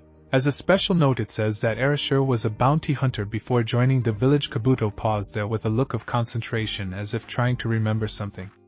Wait, Arashi the bounty hunter? He asked, spinning around to face Arashi who had been reading over his shoulder. I've heard of you. You're on the Land of Fire's watch list. I have a copy right here, he said, reaching into his hip pouch and feeling around for the book he was looking for. Hey Shikamaru, what's a watch list? He heard Ino ask the one she had called a slacker earlier. Well, you know how each village has a bingo book? He asked. After receiving a nod of understanding he continued his explanation. Well, a watch list is the same thing, only it's available to everyone, not just shinobi like a bingo book is. Most of the people on a watch list are considered just as dangerous as trained shinobi. The only difference is they're not affiliated with a village, which is why they can't go into a bingo book or be labeled a missing ninja, Shikamaru said, and for once looked wide awake. I found it. Alright, here we are. Arashi, also known as the Perfect Storm because he has never failed to turn in a bounty. He has turned in 42 D-rank bounties, 54 C-ranks, 22 B-ranks and 13 A-ranks. His skills remain unknown except for being extremely fast and proficient in taijutsu. Apparently no one has ever lived to say what kind of ninjutsu or genjutsu abilities he has. Kabuto just looked wide-eyed at Arashi, who returned the look with a disinterested look of his own. Who the hell is this guy? Was the thought on most of the rookies' minds once this information was revealed. All thoughts of Arashi were replaced by an explosion of smoke at the front of the classroom. Alright you maggots, enough grab assing, a deep voice said from the smoke. When the smoke cleared, a tall imposing figure in a black trench coat was standing in front of a group of Konoha shinobi. He, like the rest of them, was wearing a gray outfit, and he had a blue bandana headband on. I'm Ibiki Marino Proctor for your first test. Line up, turn in your applications, take a number and sit in your assigned seat. The test is about to begin. About damn time, was Arashi's thought as he made his way to the front to turn in his application. With the rookie senseis, they should be just about to begin the first portion of the exams. What do you think they will do? Karina asked. Before I found out who was the proctor for the exam, I would say they had a fair chance. Now I'm not so sure, Kakashi said, looking up from his favorite book. Why? Who's the examiner? She asked. Ibiki Marino. With a sadist like that, I charge their chances have dropped significantly. Who's Ibiki Marino? I forgot that you're only a recently promoted Jounin Kurenai, so you wouldn't know who Ibiki was just yet. Ibiki is the head of the torture and interrogation department, and one hell of a scary guy on top of that, Asuma said, for once enjoying a cigarette without being glared at by his own students. Why would the Hokage put someone like that in charge? Kurenai said, worried for her students. Relax, Kurenai, he won't touch them, he doesn't have to. Ibiki's style of interrogation is more mental than physical. I just hope these kids are mentally ready. Ibiki has been known to break people down into sobbing messes with only a few words, Kakashi said before going back to his book and ending the discussion. Back in the exam room, Arashi was now seated at the front of the room with the Hyuga girl who introduced herself as Hinata through a bit of stuttering seated on his right and a genin from Sand on his left. After looking at the test, he knew even though the questions were hard he could answer them without any problems, and after hearing how the point system was set up and the rules if caught cheating, he knew that the purpose of the test was information gathering. So he just tuned out the rest of the speech and thought back to some inconsistencies about that Leaf Genin Kabuto. There is something seriously off about that guy. There is no way he could gather that kind of information just by participating in other exams. Besides, he said this was Gaara's and Lee's first exam, so he shouldn't have any info on them. I know for a fact that mission reports and shinobi records are for Hokage and Jonin sensei eyes only. He could get away with knowing who is on Lee's team and his sensei, but he shouldn't know how many missions he has been a part of or what they were ranked. The most disturbing thing about him, though, is he smells of snakes. Not just any snakes, snake summons. There are only two people I'm aware of that should smell like snake summons, so either Anko or Orochimaru is getting up close and personal with this guy on a regular basis. I have to talk to the old man ASAP. Arashi was brought out of his thoughts by a black-gloved fist slamming down on the desk in front of him and a scarred face almost nose to nose with him. I'm sorry. Did you say something? Arashi said. The entire room faces planted at the casual response to Ibiki's scare tactic, except for one person. Rock Lee had a blazing inferno in his eyes when he heard that response. Guy Sensei, is it possible to have more than one eternal rival? If it is, I have a second rival in the hip and cool Arashi. Lee thought. I said, are you ready for the 10th question? Ibiki repeated himself. I don't see why not. Bring it on, Proctor-san, Arashi said calmly. Are you sure?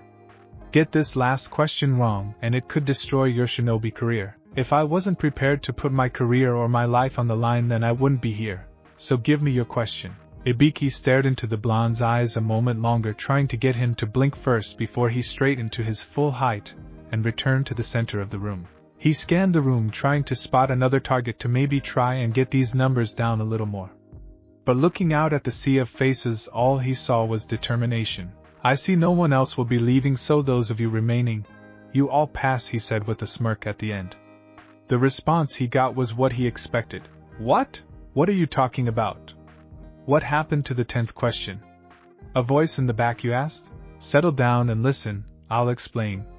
The first portion of the exam was meant to test two things. One, as you may have already figured out, was your information gathering skills. The questions were designed to be impossible to answer and basically force you to cheat. Your ability to gather information on your enemy could determine the success or failure of a mission. Seeing that he had everyone's full attention, Ibiki continued. A Chunin is a mid-level shinobi who is expected to lead his own squad into combat on his own. Question 10 was designed to see who amongst you actually had the guts to move forward towards a seemingly impossible goal. The ones who refused to take question 10 have shown they do not have what it takes to be Chunin. Not now, maybe not ever. Again, Congra. Before he could speak any further, the window to his right exploded in a shower of glass. The reason for the broken window turned out to be a cloth ball that was unfurled to reveal a banner that said Second Exam Proctor. The sexy Anko Mitarashi, the sexy purple-haired special Jounin herself, was standing in front of said banner with a wide cheesy grin. Hello boys and girls, I'm Anko Mitarashi, proctor for the second portion of the Chunin exams. Are you ready? Good, follow me, Anko said, raising her fist in the air. You're early, Anko, again Ibiki said, stepping out from behind the banner. Ibiki, what's with all the teams? I think you're losing your touch, Anko said, smirking at her fellow interrogator. Maybe this is just a better crop of candidates this year. They don't look like much. It doesn't matter because by the time I'm through, over half will be eliminated, Anko said with a bloodthirsty smirk on her face. You cream puffs have had it easy up until now, but starting tomorrow you better be ready to kill or be killed. I'll tell your senseis where to meet me. I suggest you all do some heavy praying tonight because tomorrow you're going to need it. Dismissed. With that warning and dismissal, the Chunin hopefuls filed out of the room to prepare for day 2 of the exams. Back in the classroom, Ibiki was collecting the test papers when he came across something interesting. It was the test paper of the blonde kid in the mask. The interesting thing about it was that it was blank except for the name Arashi at the top. I can't believe I passed someone who didn't answer a single question. An interesting guy this Arashi. He was about to place it in the pile with the others when he noticed a slight distortion. A genjutsu? Releasing a burst of chakra onto the sheet of paper, Ibiki's eyes narrowed as he read the message. Ibiki-san, I have a few concerns about the genin known as Kabuto Yakushi. Earlier he displayed some information no mere genin should have. He said he has taken the exam 7 times before and that was how he came to know what he does, but I don't buy it. He has the reserves of a jonin level shinobi, and if my sensing is correct he has the control of a medic nin. How the hell he's still a genin is beyond me. Most disturbing of all is he smells strongly of snake summons. I would go to the Hokage myself about my suspicions, but as you know, anyone participating in the exams is forbidden from communicating with their Kage unless of an emergency, and having a suspicion doesn't count. Ask the Hokage what he wants me to do about him. Arashi. Like I said, an interesting guy this Arashi, Ibiki said to himself before disappearing in a cloud of smoke to deliver the message to the Hokage. The next day. Well, I'm surprised all of you showed. Did you enjoy what might be your last night on Earth? Good. I welcome you all to Training Ground 44, or otherwise known as the Forest of Death, Anko said, smirking at the scared faces. That doesn't look so scary. Quit trying to look tough and let's get on with this. That ill-advised outburst came from none other than Kiba Inuzuka. As soon as he was done talking, a kunai sailed past his face, cutting his cheek just above his clan tattoo. Before he could even register what happened, there was a sickly sweet voice in his ear. You know it's always the dogs who bark loud that have no bite. You better watch yourself and their little Inuzuka. Anko, feeling a presence coming up behind her, released another kunai from her sleeve into her hand and was about to lash out when her previously thrown kunai appeared over her shoulder, being held by a tongue. Here is your kunai back, Proctor-san, the person said in a whispery voice. Why, thank you, Grassnin. But you know I wouldn't advise coming up behind me like that again unless you're suicidal, Anko said with a grin. My apologies, I meant no offense. I guess I'm just a little anxious to get started, the Grassnin said before moving away to rejoin her team. I guess everyone's a little excited this morning. Let's get back on track. Anko reached into her pocket and pulled out a stack of papers. Before I explain the rules of this portion of the exams, you all have to sign these waiver forms or you cannot participate, she said, passing them around. Why do we have to sign these? Someone asked. So that Konoha, and more importantly, I cannot be held accountable for your deaths, and trust me, there will be deaths. Once Anko received all the waiver forms, she once again reached into her pocket and pulled out 2 scrolls. One had the kanji for heaven and the other earth. Each team will be given either a heaven or an earth scroll. Your objective is to reach the tower in the center of the Forest of Death, with both scrolls and all your team members. You have 5 days to complete your objective. 5 days? What are we supposed to do for food? I can't go 5 days without food, Choji cried. You can hunt, you can fish, hell, if you get desperate enough you can eat each other. I really don't give a damn. I will give you 2 pieces of advice though. Don't open your scrolls until you have both of them in the tower, and beware, humans are not the top of the food chain inside Training Ground 44. Now line up, get your scrolls and get to your gates, Anko ordered. A half hour later all the genins were at their assigned gates waiting for the word to begin. My last warning, don't die. And with that all the gates sprang open and the Chunin hopefuls sprinted forward in their ambition to achieve a higher rank. 15 minutes into the second exam, Team 7 stopped in a clearing to discuss strategy. Okay guys, how do you want to do this? Arashi asked the other 2 on the team. I say we head towards the center of the tower. Anyone who makes it that far will have already been in a fight, and will either be injured, tired or both. Set some traps or find a nice ambush position and it's over before it begins, Sasuke said, laying out his plan. That's a solid plan, Sasuke. I'm for it. There's no telling what the third part of the exams are, so it's best if we conserve our energy and strength, Arashi said. Sasuke-kun, that is an awesome plan. I can't believe you came up with that all by yourself so fast, Sakura said, beaming at Sasuke. Arashi just shook his head at her. If this girl doesn't straighten up, she's liable to get herself killed here. Sakura holds on to this, Arashi said, handing him the heaven scroll he received earlier. Why give it to me? Sakura asked, surprised. Anyone we came across would expect either Sasuke or myself to have it. I'll be back in a second, nature calls, Arashi said, moving off into the trees in the shadows of the clearing. When he was sure he was alone, he unfolded a piece of paper that had been passed to him when he received the heaven scroll.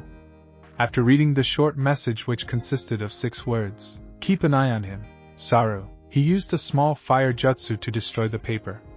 Arashi raised his fingers in a cross shape and seal and whispered his favorite jutsu, Shadow Clone Jutsu. An identical Arashi materialized beside him. Turning to the clone, he gave his orders. Get back to the team and keep an eye on them. You have enough chakra to last for at least 3 days if you use it carefully, but first take care of our guest. I'm on it, boss, the Arashi clone said as he turned towards the rain shinobi who dropped his genjutsu the moment he knew he had been discovered. I hope for your sake you have an earth scroll on you, the clone said. The rain ninja had a moment to regret his stupid decision to stay and spy on this particular ninja. He was there when he led of that killing intent yesterday, and he heard bits and pieces of his record as a bounty hunter. Knowing these things, he only had one thing to say: what the was I thinking? The original Arashi took off in the direction of the gate he saw Kabuto's team lined up at as soon as he gave his clone the order. He was hoping there would still be a decent scent to follow by the time he got there. When he arrived at the starting gate of Kabuto's team, he lowered his face mask slightly and channeled chakra into his nose and took a deep sniff. He had to take a moment to separate the smells. He finally picked up the one he was searching for. Gotcha. Arashi followed Kabuto's scent at a sedate pace and kept his distance. Not knowing what type of skills Kabuto and his team possessed, he didn't want to get too close. Eventually Arashi got within sight of the mysterious team when they decided to take a break. Channeling chakra into his ears, he tried to eavesdrop as much as he could from the distance he was at. He was so far away, all he got were faint whispers. Orochimaru-sama. The Uchiha passed the test. Arashi couldn't risk getting any closer without getting caught, and he couldn't risk channeling more chakra into his ears without blowing out his eardrums. Arashi was about to settle down to wait for Kabuto's next move when he froze in surprise because his clone had been dispelled way before his time. He quickly sifted through the memories of the clone. Arashi clone aka AC. I hope for your sake you have an earth scroll on you, AC said. The response he got told him all he needed to know. What was I thinking? The rain ninja said before he felt something wet running down the front of his chest. Looking down, he was surprised to see the wetness was blood. He also realized he had trouble swallowing. Before he knew it, he dropped to his knees, and as his vision went dark, the last thing he would see was his own blood staining the forest floor. A wipe of the blood of the kunai he used to cut the rain ninja's throat, and resealed it back in his glove, before walking out to rejoin his teams. Alright, let's go, he said. What took you so long? Sakura asked. Run into some wildlife? Let's get moving, he said, and jumped into the trees. Sasuke and Sakura followed shortly after, and the three traveled along tree hopping for close to an hour when a massive gust of wind separated the three. While Sasuke and Sakura were blown onto the branch of a nearby tree, AC, having taken the brunt of the gust of wind, was knocked a good distance away into the forest floor. AC stood up to get his bearings when he felt hot air being blowing against his back. Turning around, he came face to face with an enormous green snake. Taking exception to the snake's closeness, he reared back and punched it in the snout. Stop steaming up my tail. What are you trying to wrinkle? AC demanded. The snake was momentarily stunned by the strength of the punch before it shook it off and lunged for his target. AC evaded the snake's quick lunges in a zigzag pattern, going from tree to ground. He was knocked off balance when the snake shot his tail into the ground where he was about to land, and before he could regain his balance, he was swallowed whole. The snake let out a satisfying hiss before retreating into the forest. Before it could fully leave the clearing, it just had its meal in. The The snake paused with what can only be a confused expression before its head was separated from the rest of its body by a wind-enhanced kunai held by AC. That was disgusting as well as a waste of chakra. I better get back if those two are dead. The boss is not going to be happy, AC said, hopping back into the branches of the trees. He made his way towards the sounds of battle and arrived just in time to Sasuke get bitten in the neck and collapse screaming in pain. Shit. What the hell happened here? Memorizing Sasuke's and Sakura's position, AC went through several hand seals and called out his jutsu genjutsu, Infinite Darkness. The area was blanketed in pitch black. Under the cover of the jutsu, AC raced in and retrieved both of his teammates, and left the area as fast as possible while carrying both. Sakura, calm down, it's me. It's hard enough carrying Sasuke's dead weight. I don't need you making it any more difficult, he said, trying to get the struggling girl to be still. Arashi, thank Kami you're alright. We were about to come look for you when this weird grass ninja popped up out of nowhere. She challenged Sasuke to a fight for the scrolls, but right from the start we were overpowered. It was like she was toying with Sasuke the entire time, but at one point she got really excited about something. That's when I noticed Sasuke had red eyes. He awakened his Sharingan. It wasn't long after I noticed it that the grass nin bit Sasuke and you arrived. By the time Sakura finished her story, she was running on her own alongside Arashi. Okay, let's find a place to rest and take care of Sasuke. He finally found a spot to rest that was easily defendable. He set Sasuke down in the hollow of a tree and turned his head to look at the wound the mysterious ninja had left. He barely held back a surprised gasp as he saw the cursed seal on Sasuke's neck. That was Orochimaru. AC knew when he was in over his head. If Orochimaru came back, he wouldn't last long enough to do anybody any good. It was time to call in the original Sakura, he said, getting her attention. She had been sitting near Sasuke's feet with her arms wrapped around her knees, clutching them to her chest, staring into space. I want you to set up some perimeter traps while I scout the area. Stay near Sasuke. I'll be back when I'm through, AC said, leaving the hollow of the tree. Wait. You're just going to leave me here, alone? She whispered the last part. You should have been told this a long time ago, Sakura. But when you accept the headband with the leaf insignia on it, you forfeited any rights to remaining a child. It's time to act like a shinobi and do your job. For now your job is setting perimeter traps and keeping watch over Sasuke, Arashi said with his blue eyes staring into her green ones.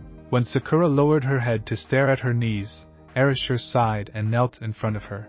There is a kunoichi in you that is waiting to come out and show the world what she can do, but right now, that fangirl is in control. When this is over, I'm going to introduce you to someone that is going to take that fangirl, beat her to within an inch of her life, and introduce the kunoichi to the rest of her comrades who have been dying to meet her. You can start by digging deep inside yourself and finding those skills that the fangirl has hidden deep within you and protecting your teammate. Arashi stood up and once again made his way from the hollow of the tree. I have confidence in you, Sakura, don't let me down, he said before disappearing into the shadows. Once he was out of sight of Sakura, AC dispelled himself to give the original an update on what was happening. Back in the hollow of the tree, Sakura Haruno was preparing to do what she was ordered to. She was determined to put more effort into her ninja skills. She pulled off her hip pouch and dumped everything on the ground to see what she had to work with and couldn't help but sigh in disappointment. A normal hip pouch would have things like soldier pills, first aid kits, ninja wire and exploding tags. What did Sakura have? Makeup, perfume and even small bottles of shampoo and conditioner. I'm so pathetic. Now I know why Arashi gave me the scroll. No one would suspect the weakest member of the team to hold the means of passing or failing the exam. Sakura didn't stay down for long. She went to the still unconscious Sasuke and took his hip pouch off him, and went through it. Finding the items that she could use to make traps, she walked out of the hollow with one more thought before she set to work. I won't fail you, Arashi-kun. Back with the original. I better get back there. I'll pick up Kabuto's trail later. With one last glance at Kabuto and his team, he took off in the direction of his down team. He had to travel most of the night, and stop every now and again to avoid confrontation with some other squads, particularly the sand squad with the redhead on it. He watched from a position high up in the trees as he used his sand to crush a rain team into nothing. By the time he got to the clearing, he could hear the sounds of battle before a foul chakra seemed to fill the surrounding area. Arriving on the scene, he couldn't believe what he saw. Sakura was beaten and bloody, Rock Lee was sprawled out on the ground and Team 10 was completely incapacitated. Sasuke was up and looking lively with the exception of some weird tattoos and a demented smile on his face as he broke the arms of the sound genin with spiky black hair. Arashi used the Shunshin to appear behind him, and used the edge of his hand to chop him in the neck, rendering him unconscious again. Alright, enough of this shit. I've been awake all night, got swallowed by a snake yesterday, and I haven't been laid in 3 days. Cue the sweat drops from the still conscious guys and blushes from the still conscious girls. I'm a little on edge. I could snap and kill everybody in this clearing if I don't get some rest soon. So if you want to avoid that, give me your scroll and we'll call it even for attacking my team, he said, addressing the sound team member with the bandaged head. How do I know you'll let us go when you have the scroll? He asked. You don't, but I can just as easily take it from your corpse. Just as easily as you can set it on the ground and leave with your team, was Arashi's cold response. Not seeing any other options, the bandaged sound ninja pulled the scroll from the inside of his jacket and set it on the ground and backed away from it. Arashi picked up Sasuke and moved away from the other down male member of the sound team whom he was standing behind the whole time during the negotiation, and walked forward at the same time as the leader of the sound team. Once they had swapped positions, Arashi walked to the tree where he had originally laid Sasuke and set him there once again. I don't mean to be rude, and while I appreciate your help, I think our team needs a moment alone, and you need to see to what your own team needs, Arashi said with his back turned to those still in the clearing. He's right. It's only the second day and now Lee is only at half strength. We're going to have to waste another day for him to recover, Niji said, approaching Lee's slowly recovering form. Let's get going, guys, was Shikamaru's lazy drawl. Wait, at least let me fix Sakura's hair for her, Ino said as she approached a still somewhat disoriented Sakura. Leave it, it's as much a battle wound as the scars she received today. She can have it fixed later. Now is not the time for that, Arashi said, stopping Ino in her tracks. Arashi approached Sakura and picked her up bridal style, and also carried her to the tree and sat her next to Sasuke. Even though he didn't show it, he knew when Team 10 and Team 9 left the clearing and then the area.